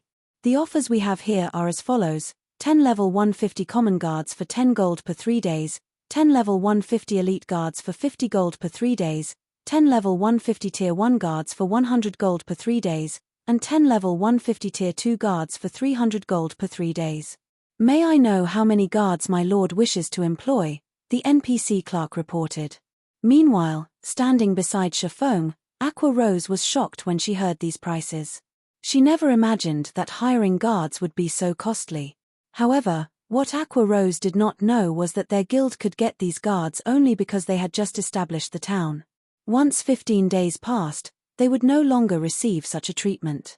I'll hire 300 common guards, 40 elite guards, and 10 tier 1 guards for 15 days, Shifeng replied after making a rough estimate based on the size of Stone Forest Town. Normally, a town of such a size required around 500 NPCs. However, he lacked funds at the moment, thus he could hire only this many. Okay. The total is 15,000 gold. However, as my lord is a count of the city, you receive a 10% discount, lowering the total to 13,500 gold, the NPC clerk said, smiling. In contrast to the sincere smile on the female NPC's face, Aqua Rose had an extraordinarily gloomy expression on her face right now. If Shifeng were not a count of White River City, entitling him to a 10% discount, the money she brought definitely would not have been sufficient. However, Shifeng paid the 13,500 gold without hesitation. After all, he knew full well that, compared to the money he just spent, he would earn even more money from Stone Forest Town in the future. The wealth a guild town could bring was originally quite daunting already, not to mention Stone Forest Town with its close proximity to the Stoneclaw Mountains. You're tuning in to the Celestial War YouTube channel. Don't forget to subscribe and join us on this journey to catch the most captivating stories.